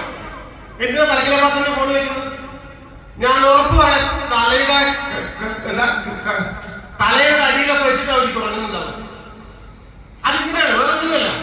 രാവിലെ 5-6 മണിക്കൂർ ഉറങ്ങി എഴുന്നേൽക്കുമ്പോഴേക്ക് എനിക്ക് വേണ്ടി എന്തെല്ലാം വിവരങ്ങൾ വാട്സാപ്പിൽ വന്നിട്ടുണ്ടാവും, എന്തെല്ലാം വിവരങ്ങൾ ഈ ലോകം ഫേസ്ബുക്കില് അല്ലെങ്കിൽ യൂട്യൂബില് ഇൻസ്റ്റയില് എനിക്ക് തന്നിട്ടുണ്ടാവും. ഇത് നോക്കിയിട്ടാണ് ഞാൻ ടോയ്ലറ്റ് പോകുള്ളൂ, അല്ലെ. എന്ന് വെച്ചാൽ ഡിജിറ്റൽ ടെക്നോളജിയിൽ നിന്ന് വേറിട്ട് നമുക്കൊരു ലൈഫില്ല. ഈ രസഗുളയൊക്കെ കിടക്കണമെങ്കിൽ എന്ന പോലെ അതിലിങ്ങനെ മുങ്ങിക്കിടക്കാൻ. അതിന്റെ അർത്ഥം ഡിജിറ്റൽ ടെക്നോളജി ഇറ്റ്സെൽഫ് ഒരു കൾച്ചറായി മാറി എന്നുള്ളതാണ് ആ പുതിയ കാലത്തിന്റെ പ്രത്യേകത. മറ്റൊന്നും അങ്ങനെ ആയിട്ടില്ല. ഇതിനു മുമ്പുള്ള ടെക്നോളജിയായി തന്നെ തുടർന്നു. അത് നമ്മുടെ ജീവിതത്തെ ഈസിയാക്കി. ഓക്കെ, അതൊക്കെ ശരിയാണ്. ബട്ട് ഡിജിറ്റൽ ടെക്നോളജി ഇറ്റ്സെൽഫ് കൾച്ചറായി, സംസ്കാരമായി മാറി. സംസ്കാരത്തിന്റെ പ്രത്യേകത അത് ജീവിതത്തിന്റെ ഭാഗമാണ്. നിങ്ങൾക്ക് അതിൽ നിന്ന് മാറി ഒരു ലൈഫില്ല. അതിങ്ങനെ ആണ്ടുമുങ്ങി കിടക്കും.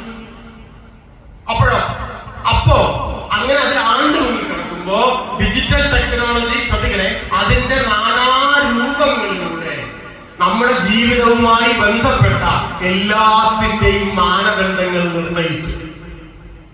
എന്ന് വെച്ചാലോ, അങ്ങനെ അതൊരു കോംപ്ലിക്കേറ്റഡ് ആയിട്ടുള്ള വാചക. ഇതിന് പല വേർഷനുകളുണ്ട്, അല്ലെങ്കിൽ പല രൂപങ്ങളുണ്ട്. വേർഷനല്ല, പല രൂപങ്ങളുണ്ട്. ഇപ്പൊ ഫേസ്ബുക്ക്, ഇൻസ്റ്റ. ഞാൻ പറയാം, ഇൻസ്റ്റാഗ്രാം എന്നൊന്നും പറയേണ്ടത് പിള്ളേരോട് കേട്ടോ. എന്റെ മകൾ ഡിഗ്രിക്ക് പഠിക്കുന്ന പെണ്ണ, അവളോട് ഞാൻ എന്തോ അബദ്ധത്തിന് ഇൻസ്റ്റാഗ്രാം എന്ന് പറഞ്ഞു. അപ്പൊ അവളോട് പറഞ്ഞു, എന്താ ഒരുമാതിരി തന്ത വൈബ്, ഇൻസ്റ്റ എന്ന് പറഞ്ഞാൽ പറ്റുന്നത്. ഒരു ഗ്രാമ് കൂടുമ്പോ തന്തയുള്ള കാലത്താണ് ജീവിക്കുന്നത്, മനസ്സിലായി? ഇൻസ്റ്റ, യൂട്യൂബ്, റീൽസ്, ഇങ്ങനെ ഇതിന്റെ പല വകഭേദങ്ങളുണ്ട്. ഇതിന്റെ ഈ ഡിജിറ്റൽ ടെക്നോളജിയുടെ പലതരം വകഭേദങ്ങളിലൂടെ ഈ ടെക്നോളജിയിൽ ആധിപത്യമുള്ള വലതുപക്ഷം എല്ലാത്തിന്റെയും മാനദണ്ഡം തീരുമാനിച്ചു. രാഷ്ട്രീയത്തിന്റെ മാനദണ്ഡം അവർ നിർണ്ണയിക്കുന്നതാണ്, വികസനത്തിന്റെ മാനദണ്ഡം അവർ നിർണ്ണയിക്കുന്നതാണ്. പോയി കമ്മ്യൂണിസ്റ്റുകാരെങ്ങനെയായിരിക്കണം എന്നതിന്റെ മാനദണ്ഡവും വലതുപക്ഷം തീരുമാനിക്കുകയും ഈ ഡിജിറ്റൽ ടെക്നോളജിയുടെ നാനാരൂപങ്ങളിലൂടെ സമൂഹത്തിൽ ആ ബോധ്യം, ആധിപത്യം ഉണ്ടാക്കുകയും ചെയ്തു. അതുകൊണ്ടാണ് പിണറായി എങ്ങനെ പത്രസമ്മേളനം നടത്തണം എന്നതിനൊരു ബെഞ്ച് മാർക്കുണ്ട്, അതിനൊരു മാനദണ്ഡമുണ്ട്. ആ മാനദണ്ഡം വലതുപക്ഷം ഉണ്ടാക്കിയതാണ്. ആ മാനദണ്ഡത്തിന് വിരുദ്ധമായി ഒരു പത്രസമ്മേളനം നടത്തി, അപ്പൊ നമുക്ക് ക്ഷോഭം വരും. പക്ഷെ തിരിച്ചില്ല കേട്ടോ. വികസനത്തിന്റെ മാനദണ്ഡം ആരാ തീരുമാനിക്കാം?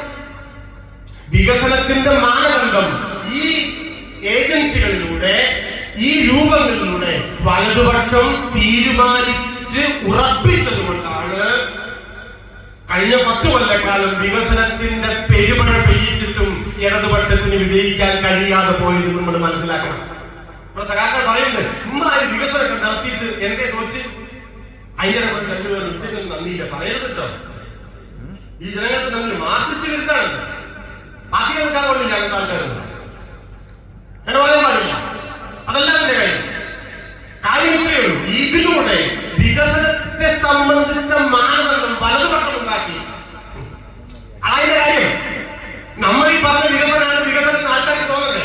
മാനദണ്ഡ പേരാണ്, മാനദണ്ഡ പേരാണ്.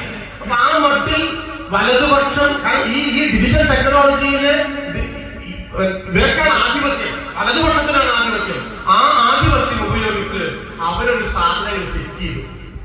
ഇപ്പോ ഈ യോഗത്തിൽ നോക്കും, ഇതിലെ ഞാൻ കയ്യിൽ നോക്കണ്ട, ഇവിടെ നോക്കുമ്പോൾ തന്നെ അറിയാണ്ട് ഒരു 30-ൽ താഴെയുള്ള ആൾക്കാരുടെ എണ്ണം വളരെ കുറവായിരിക്കും. ഒരു 10 ഉണ്ടെങ്കിൽ 10 എന്നുള്ളത് ഞാനൊരു ഉദാഹരണമായി എവിടെയാണ് ഇവിടുത്തെ DYFI വയ്ക്കാം, എവിടെയാണ് ഇവിടുത്തെ SF വയ്ക്കാം?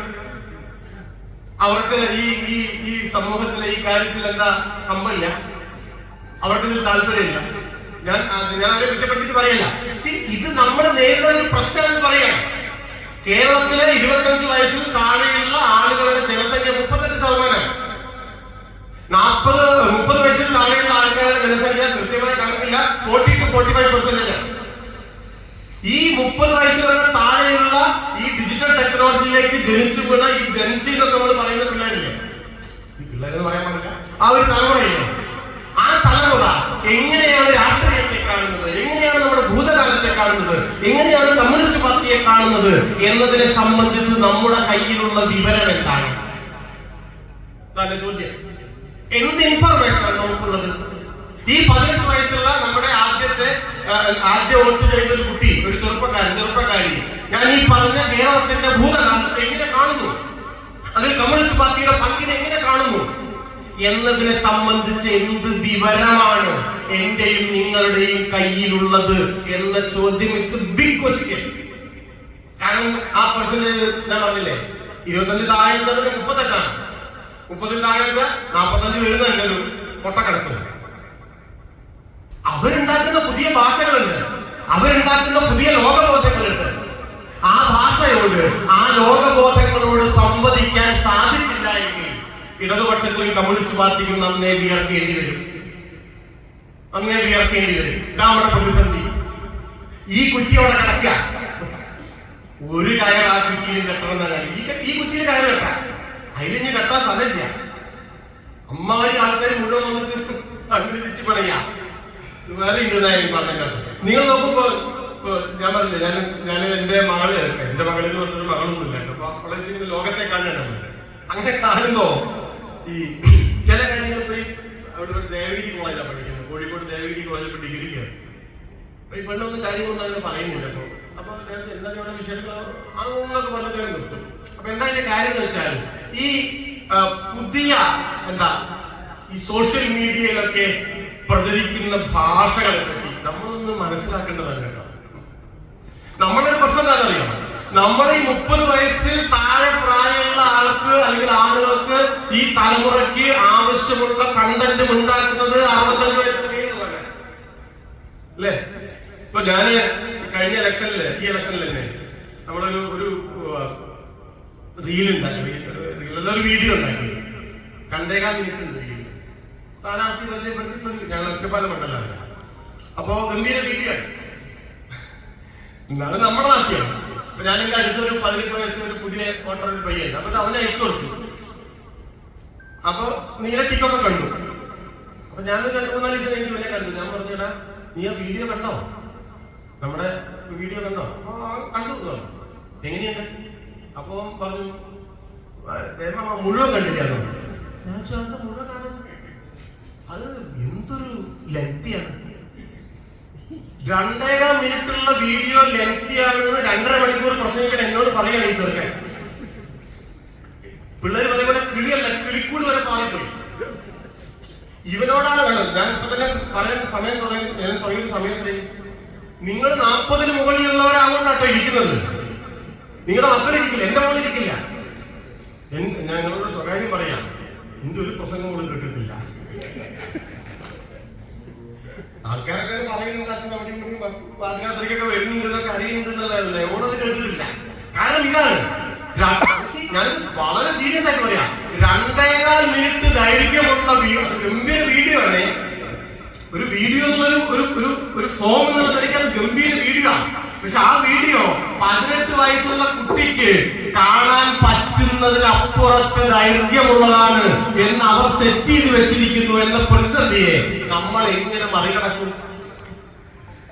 ഈ ചോദ്യങ്ങൾക്കൊക്കെ മറുപടി പറഞ്ഞ് കണ്ടെത്തി ഇങ്ങനെ പോകേണ്ടത് നമ്മള്. അതാണ് പറയാനർത്ഥം. അതിന്റെ കാര്യത ഈ 18 വയസ്സുള്ള കുട്ടിക്കും അല്ലെങ്കിൽ 20 വയസ്സുള്ള ചെറുപ്പക്കാരിക്കും ആവശ്യമായ ഉള്ളടക്കങ്ങൾ ഉണ്ടാക്കുന്നത് 70 വയസ്സുള്ള ആളാണ്. 2 ഭാഷയാണ്. രണ്ട് ഭാഷയാണ്. ഫ്രഞ്ച് അറിയുന്ന ആള് തമിഴ് മാത്രം അറിയുന്ന ഒരാൾക്ക് കണ്ടന്റ് ഉണ്ടാക്കണേ തുല്യാണ് നടന്നുകൊണ്ടിരിക്കുന്ന കാര്യങ്ങൾ. മനസ്സിലായോ? ഇരിക്കില്ല. ഞാൻ നേരത്തെ ചോദിച്ചില്ലേ 30 വയസ്സിൽ താഴെ എത്ര ആകുന്നുള്ളത്? അവരുടെ കുറ്റല്ല. ഇയാള് ഇന്റെ ഭാഷ പറയില്ല എന്ന് ഉറപ്പ് അവരുള്ളതുകൊണ്ട് വരാതിരിക്കാനാണ് ഞാൻ പറയുന്നത്. ആ ഉറപ്പാ. നിങ്ങൾ ഈ സോഷ്യൽ മീഡിയയിൽ ഓരോ വാക്കുകൾ കേട്ടാണല്ലോ.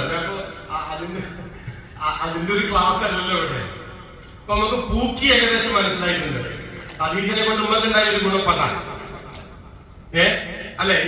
80 വയസ്സുള്ള ആളുകൾക്കും 2 മാസം മുമ്പ് ഇവിടെ ഇരിക്കുന്ന ഒരുപാട് ആളുകൾ പൂക്കിയത് കേട്ടിട്ടുണ്ടാവില്ലെന്നാണ് ഞാൻ വിചാരിക്കുന്നത്. പക്ഷെ ഇപ്പൊ അത് കേട്ടു. നമ്മൾ പുതിയ ഇപ്പൊ ഗോസ്റ്റ് എന്ന് പറഞ്ഞാണ്. ഗോസ്റ്റിംഗ് എന്ന് പറയും. ഇതൊരു പുതിയ വാക്ക്. ഞാൻ അതിന്റെ അർത്ഥ കാര്യങ്ങൾ പറയല്ല.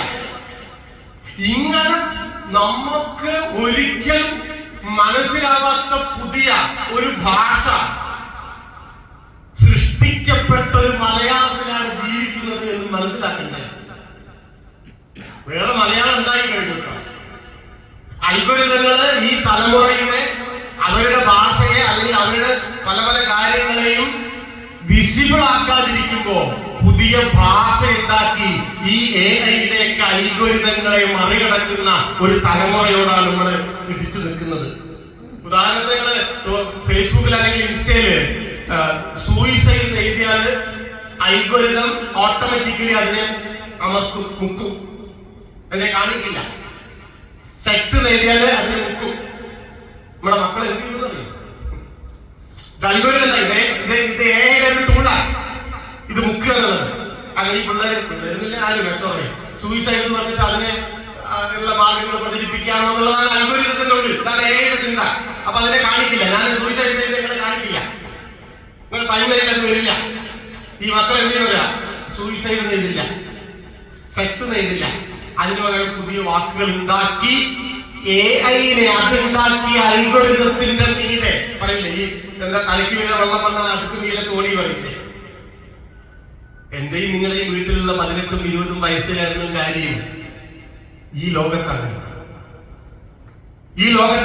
ഞാൻ നേരത്തെ പറഞ്ഞ ഈ ചരിത്രത്തെ, ആ ചരിത്രത്തിലെ യാഥാർത്ഥ്യങ്ങളെ ഈ തലമുറയുമായി എങ്ങനെ സംവദിക്കാൻ സാധിക്കും എന്നുള്ളതാണ് യഥാർത്ഥത്തിൽ ഇടതുപക്ഷം നേരിടുന്ന പ്രതിസന്ധി. ഇതിനെ നമുക്ക് ഫേസ് ചെയ്യാനുള്ളത്.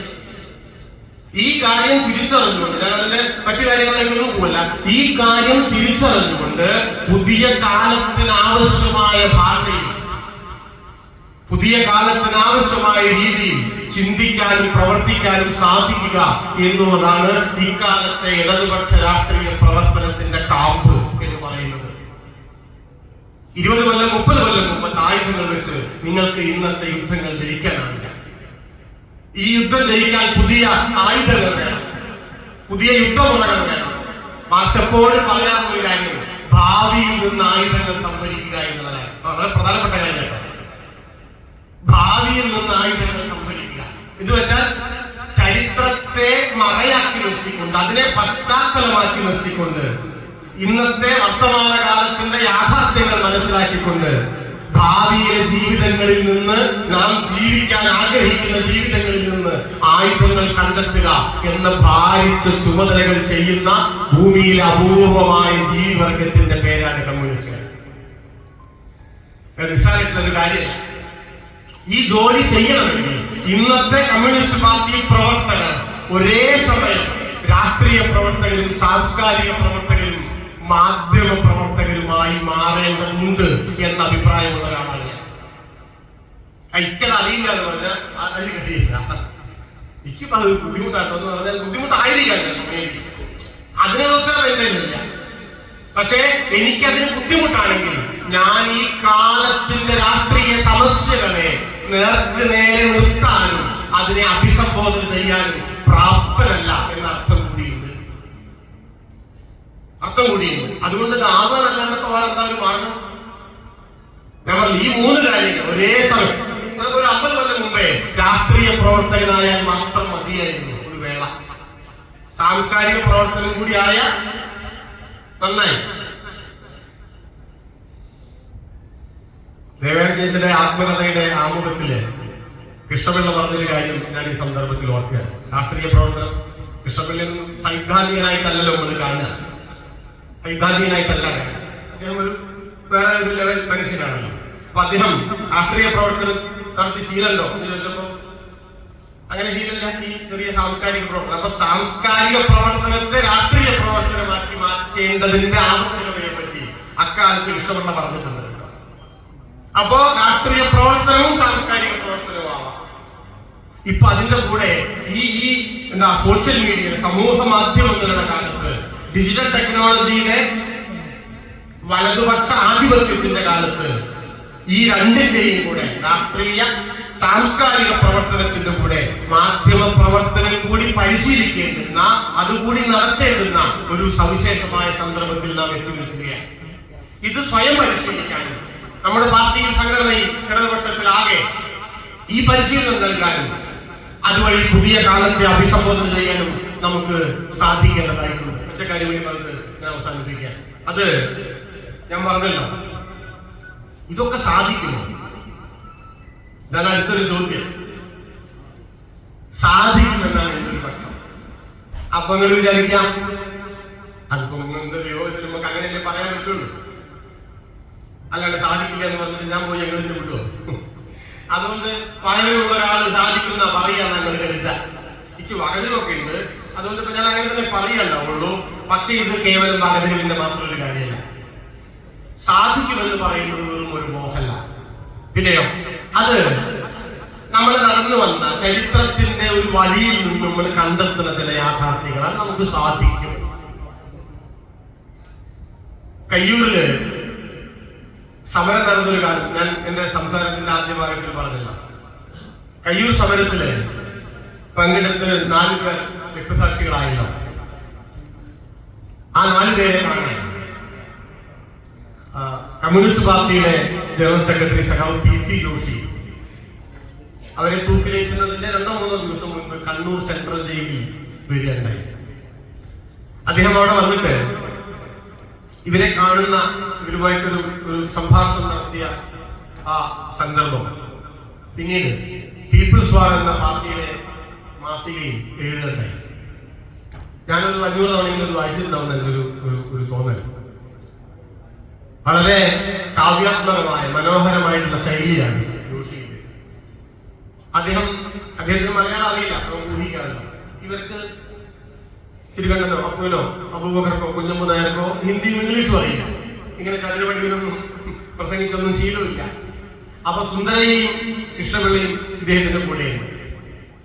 കൃഷ്ണപിള്ളയ്ക്ക് ഹിന്ദി അറിയാം, അദ്ദേഹം ഹിന്ദി പ്രചാരകരൊക്കെ ആയിട്ടാണല്ലോ ഇവിടെയൊക്കെ താമസിക്കുക കുറെ കാലം.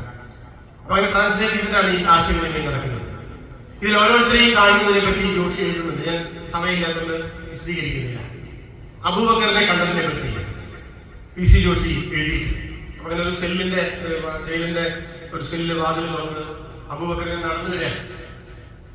അപ്പോ ജോഷി ഇങ്ങനെ അബൂബക്കറിനെ ഒന്ന് അസസ് ചെയ്യും. പ്രായം പറയുന്നത് ഒരു 30 വയസ്സിനടുത്ത് പ്രായം. ഇദ്ദേഹം എഴുതാൻ ശരീരം ക്ഷീണിച്ചിട്ടുണ്ട്, ജയിലിൽ കിടക്കില്ല. പക്ഷെ മുഖത്തിന് ക്ഷീണമില്ല, മുഖത്ത് നല്ല പ്രസാദാത്മകമായ മുഖം. അബൂബക്കറിന് അടുത്ത് വരും. അപ്പൊ എന്താ, ഒന്നും മലയാളം അറിയില്ല, എന്താ പറയാന്ന് അറിയില്ല. കുറച്ച് കഴിഞ്ഞിട്ട് ജോഷി ചോദിക്കുന്നുണ്ട്, സുഖ വിവരങ്ങളൊക്കെ അന്വേഷിക്കും. അതിൽ അദ്ദേഹം ചോദിക്കും, താങ്കൾക്കിപ്പോ എന്താണ് പുറത്തെ സഖാക്കളോട് പറയാനുള്ളത്? ഉപദേശം കൊടുക്കുക, നിർദ്ദേശം കൊടുക്കുക. അബൂബക്കറിന് അതൊന്നും ശീലമില്ല. ഞാൻ പറഞ്ഞില്ല, ഈ ചതുരവടിയിലൊന്നും പ്രസംഗിച്ച ശീലമില്ല. ഒരു പറമ്പൻ കർഷക സഖാവാണ്. 29-28 വയസ്സ് പ്രായം. ഈ ഞാൻ ആദ്യം പറഞ്ഞ ഈ ജന്മി വിരുദ്ധ, നാടുവാഴി വിരുദ്ധ സമരത്തിന്റെ കനികൾ ഈ നാട്ടിലെ സാധാരണക്കാരായ മനുഷ്യർക്ക് വേണ്ടി പൊട്ടിക്കാൻ അങ്ങോട്ട് ചാടി ഇറങ്ങിയതാണ്. അതുകൊണ്ട് അങ്ങനെ പറഞ്ഞ് ശീലമില്ല, ഉപദേശിച്ചിട്ടൊന്നും ശീലമില്ല. അബൂബക്കർ പറയും ഒന്നുമില്ല, ഒന്നും പറയാനില്ല. അപ്പൊ ജോഷി പറയും അങ്ങനെയല്ല, പുറത്ത് സഖാക്കൾ കാത്തു നിൽക്കുകയാണ്, നിങ്ങൾ എന്താണ് പറഞ്ഞത് എന്ന് അവർ ചോദിക്കും. അപ്പൊ ഞങ്ങൾക്ക് പറയണം. അത് പറഞ്ഞില്ലെങ്കിൽ അവർ ഞങ്ങളെ പപ്പടം പോലെ പൊടിക്കും. വാചകങ്ങൾ ശ്രദ്ധിക്കണം. കമ്മ്യൂണിസ്റ്റ് പാർട്ടിയുടെ ജനറൽ സെക്രട്ടറി പറയുക, പുറത്തെ സഖാക്കളോട് അത് പറഞ്ഞില്ലെങ്കിൽ അവരെന്താണ് പ്രതീക്ഷിക്കുന്നത്? അവരെന്റെ വാക്ക് കേൾക്കാനല്ല, നിങ്ങളുടെ വാക്ക് കേൾക്കാനിരിക്കുകയാണ്. അവർക്ക് എല്ലാവർക്കും കൂടി ഇതിൽ കയറാൻ പറ്റില്ല. അതുകൊണ്ട് ഞങ്ങൾ വന്നതാണ്.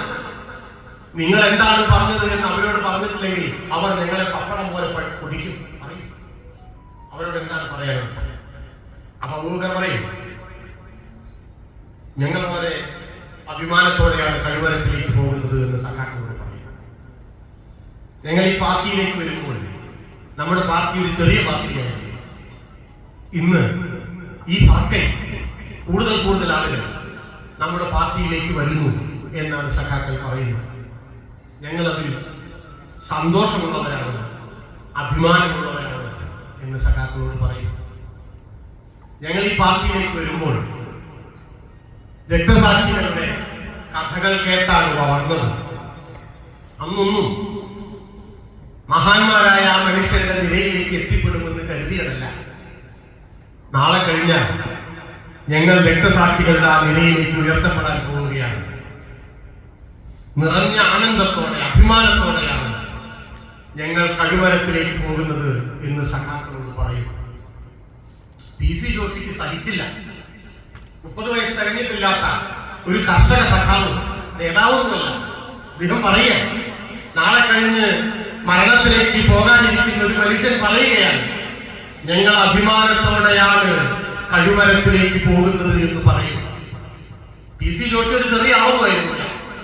ഉരുക്ക് പോലെ ഉറച്ച ഒരാളായിരുന്നു. നിരവധി പോരാട്ടങ്ങൾ നയിച്ചയാളാണ്. മരണത്തെ എത്രയോ തവണ മുഖാമുഖം കണ്ടയാളാണ്. ജോഷിക്ക് കരഞ്ഞു നടക്കാൻ പറ്റിയില്ല. ജോഷി ഒരു കുഞ്ഞിനെ പോലെ കരഞ്ഞു. ദൈവം എഴുതുന്നുണ്ട്, മഞ്ഞപ്പൂക്കൾ ഇങ്ങനെ പൊഴിഞ്ഞു വീണ് കിടക്കുന്ന ആ വരാന്തയുടെ അടുത്തുള്ള മുറ്റത്ത് കുനിഞ്ഞിരുന്ന് ഞാനൊരു കുഞ്ഞിനെ പോലെ കരഞ്ഞു. കുറച്ചു നേരം ആർക്കൊന്നും മിണ്ടാൻ പറ്റില്ല. അദ്ദേഹം എഴുതി, മുസ്ലിങ്ങളുടെ ദേശസ്നേഹത്തെ പറ്റി സംശയം തോന്നുന്ന ഹിന്ദു സഹോദരന്മാരോട് എനിക്കപ്പോൾ സഹതാപം തോന്നി. കൊല്ലാതിരിക്കണം. ഹിന്ദുത്വം എന്ന വാക്കൊന്നും ഇങ്ങനെ പ്രചാരത്തിലില്ല. വാക്കുണ്ട്, പക്ഷെ അതിങ്ങനെ പ്രചാരത്തിലില്ല. അതിന്റെ ഭീഷണിയൊന്നുമില്ല. ആ കാലത്താണ് ജോഷിയുടെ ഈ എഴുത്ത്. കുറച്ച് കഴിഞ്ഞ് അദ്ദേഹം എഴുതേക്കും. സമയങ്ങളെല്ലാം പാലിച്ച് അദ്ദേഹം വീണ്ടും സംസാരിക്കാൻ നിൽക്കുമ്പോൾ സുന്ദരയ്യ ചോദിക്കുന്നുണ്ട്, നിങ്ങൾ അവരെ സമാധാനിപ്പിക്കാനാണ് പറഞ്ഞത്, എന്നിട്ടിപ്പോ നിങ്ങളാണ് കരയുന്നത്, അവർ നിങ്ങളെ സമാധാനിപ്പിക്കുക. അപ്പൊ ജോഷി പറയുന്നുണ്ട്, ഞാനൊരു സാധാരണയാണ്, അവർ വലിയവരാണ്, രക്തസാക്ഷികൾ. സാധാരണ ഒരു കമ്മ്യൂണിസ്റ്റുകാരനായ എനിക്ക് സാന്ത്വനം ആവശ്യമാണ്. അവരത് തരുന്നു. അതിലെന്താണ് ഒരു പ്രശ്നം? മനുഷ്യരുടെ വലിപ്പം നോക്കണല്ലോ. പാർട്ടിയുടെ ജനറൽ സെക്രട്ടറിയാണ് ഈ പറയുന്നത്. അദ്ദേഹം വീണ്ടും അബൂബക്കറിനോട് ചോദിക്കുന്നു, താങ്കൾ പാർട്ടിയോട് എന്തെങ്കിലും ആവശ്യപ്പെടാനുണ്ടോ? ഞാൻ ഈ ചോദ്യത്തെയാണല്ലോ, ഈ സന്ദർഭം എത്തിയാൽ ഒരു കുത്തു കിട്ടിയ പോലെയാണ്. ഞാനപ്പോ എന്നോട് ചോദിക്കും, ഈ ചോദ്യം റോഹിംഗ്യ ഭാഷ എന്നോട് ചോദിച്ചാൽ, ബേബി എന്നോട് ചോദിച്ചാൽ ഞാൻ എന്ത് പറഞ്ഞേ? നിങ്ങൾ എന്ത് പറയും? നിങ്ങൾ എന്ത് പറയും? നിങ്ങളുടെ ജില്ലാ സെക്രട്ടറി, സംസ്ഥാന സെക്രട്ടറി നിങ്ങളോട് ചോദിക്കാൻ പാർട്ടി നിങ്ങൾക്ക് എന്താണ് ചെയ്തു തരേണ്ടത്? വല്ലാത്തൊരു ചോദ്യമാട്ടോ. ആ ചോദ്യത്തിന്റെ മുൻപിൽ എന്താണ് നാം ഉത്തരം പറയുക എന്നത് ഈ കാലത്ത് ഓരോ കമ്മ്യൂണിസ്റ്റുകാരനും സ്വയം ചോദിക്കേണ്ടുന്ന ഒരു ചോദ്യമാണ്. എനിക്ക് ഉത്തരം കിട്ടിയിട്ടില്ല. ഞാൻ എന്താ പറയാന്നല്ല, എനിക്ക് ഉത്തരം കിട്ടിയിട്ടില്ല. അബൂബക്കർ എന്താ പറയാ? അബൂബക്കർ ചിരിക്കും. അതേ പറയും, ഒന്നും വേണ്ട, ഒന്നും വേണ്ട. അപ്പൊ ജോഷി വീണ്ടും പറയും, അങ്ങനെയല്ല, പറയും, സാധ്യമായാണെങ്കിൽ പാർട്ടി ചെയ്യും. എന്താണ് പാർട്ടിയോട് ആവശ്യപ്പെടാൻ? അപ്പൊ അബൂബക്കർ പറയുന്നുണ്ട്, എന്റെ ഉമ്മാക്ക് വയസ്സായി, അവരെ നോക്കണം. സ്വാഭാവികമായിട്ടുള്ള ഒരു മകന്റെ ആവശ്യം. അടുത്ത ഡിമാൻഡാണ് ഡിമാൻഡ്. കേരളത്തെ ഉണ്ടാക്കിയ കമ്മ്യൂണിസ്റ്റ് പാർട്ടിയുടെ പങ്കിനെ പറ്റി ഞാൻ പറഞ്ഞില്ലേ? അബൂബക്കറിന്റെ അടുത്ത ഡിമാൻഡാണ് ഡിമാൻഡ്. അദ്ദേഹം പറയും, എന്റെ വീട്ടിൽ 4 അനിയന്മാരുണ്ട്, കുട്ടികളാണ്. അവർക്ക് പാർട്ടിയൊന്നും പ്രവർത്തിച്ച ശീലമില്ല. നമ്മുടെ നാട്ടിലും നമ്മുടെ പാർട്ടിക്ക് വേണ്ടി എങ്ങനെയാണ് പ്രവർത്തിക്കേണ്ടത് എന്ന് അവര് പരിശീലിപ്പിക്കണം. PC ജോഷി തകർന്നുപോയി. എന്തായിരിക്കും ആ മനുഷ്യൻ അപ്പോൾ കരുതിയിട്ടുണ്ടാവുക മനസ്സിൽ? ഒന്ന് ഇന്ത്യ വിട്ടുപോകുമെന്ന് യാതൊരു തീർച്ചയുമില്ലാത്ത കാലം. ബ്രിട്ടീഷുകാർ ഇന്ത്യ വിടും, നമ്മുടെ സ്വാതന്ത്ര്യം വാങ്ങിക്കും, ഇന്ത്യ എന്ന പുതിയ ഒരു ദേശരാഷ്ട്രം ഉണ്ടാകും, അവിടെ ഒരു ഭരണഘടന വരും, കമ്മ്യൂണിസ്റ്റ് പാർട്ടി വളർന്ന് പന്തലിച്ച് വലുതാകും. അവർ പഞ്ചായത്തുകളും നഗരസഭകളും ബാങ്കുകളും സംസ്ഥാനങ്ങളും ഭരിക്കും. അവരുടെ കൂട്ടത്തിൽ MLA-മാരും MP-മാരും മന്ത്രിമാരും മുഖ്യമന്ത്രിമാരും ഉണ്ടാകും, ബാങ്ക് പ്രസിഡന്റുമാരുണ്ടാകും, അവർക്ക് നൂറുകണക്കിന് ബാങ്കുകൾ ഉണ്ടാകും. ആ കാലത്ത് എന്റെ ഒരനിയന് ഒരു ബാങ്കിൽ ഒരു ജോലി, ഒരനിയന് തരപ്പെട്ട MLA സ്ഥാനം, ഒരാൾക്ക് ഒരു മന്ത്രിസ്ഥാനം ആണോ? അല്ല, അല്ല. പിന്നെയോ സഖാവേ, 29ാമത്തെ വയസ്സിൽ ഈ നാടിനു വേണ്ടി, ഈ രാജ്യത്തിന്റെ സ്വാതന്ത്ര്യത്തിന് വേണ്ടി, എന്റെ ജനതയുടെ വിമോചനത്തിന് വേണ്ടി 29ാമത്തെ വയസ്സിൽ ഞാനിതാ എന്റെ രക്തം, എന്റെ ജീവൻ തന്നിരിക്കുന്നു. ഇത് പോരെ? ഈ നാടിന്റെ സ്വാതന്ത്ര്യത്തിന് അത് പോരെ? പോരായെങ്കിൽ നന്നേ ചെറിയതാണെങ്കിലും 4 ജീവനുകൾ കൂടിയുണ്ട് എന്റെ വീട്ടിൽ. എടുത്തോടുക ആ ജീവനുകൾ ഈ നാടിന്റെ വിമോചനത്തിനായി എന്നായിരിക്കില്ലേ പോരാളിയായ അഭിമാനിയായ സഖാവ് അബൂബക്കർ കരുതിയിട്ടുണ്ടാവുക. നമ്മുടെ പ്രസ്ഥാനം അബൂബക്കറിന്റെ പ്രസ്ഥാനം, നമ്മുടെ പ്രസ്ഥാനം അബൂബക്കറിന്റെ പ്രസ്ഥാനമാണ്, കുഞ്ഞമ്പുനായരുടെ പ്രസ്ഥാനമാണ്, ചിരിക്കന്റെ പ്രസ്ഥാനമാണ്. അതിലെങ്ങനെയാണ് തോൽക്കാനാണ്?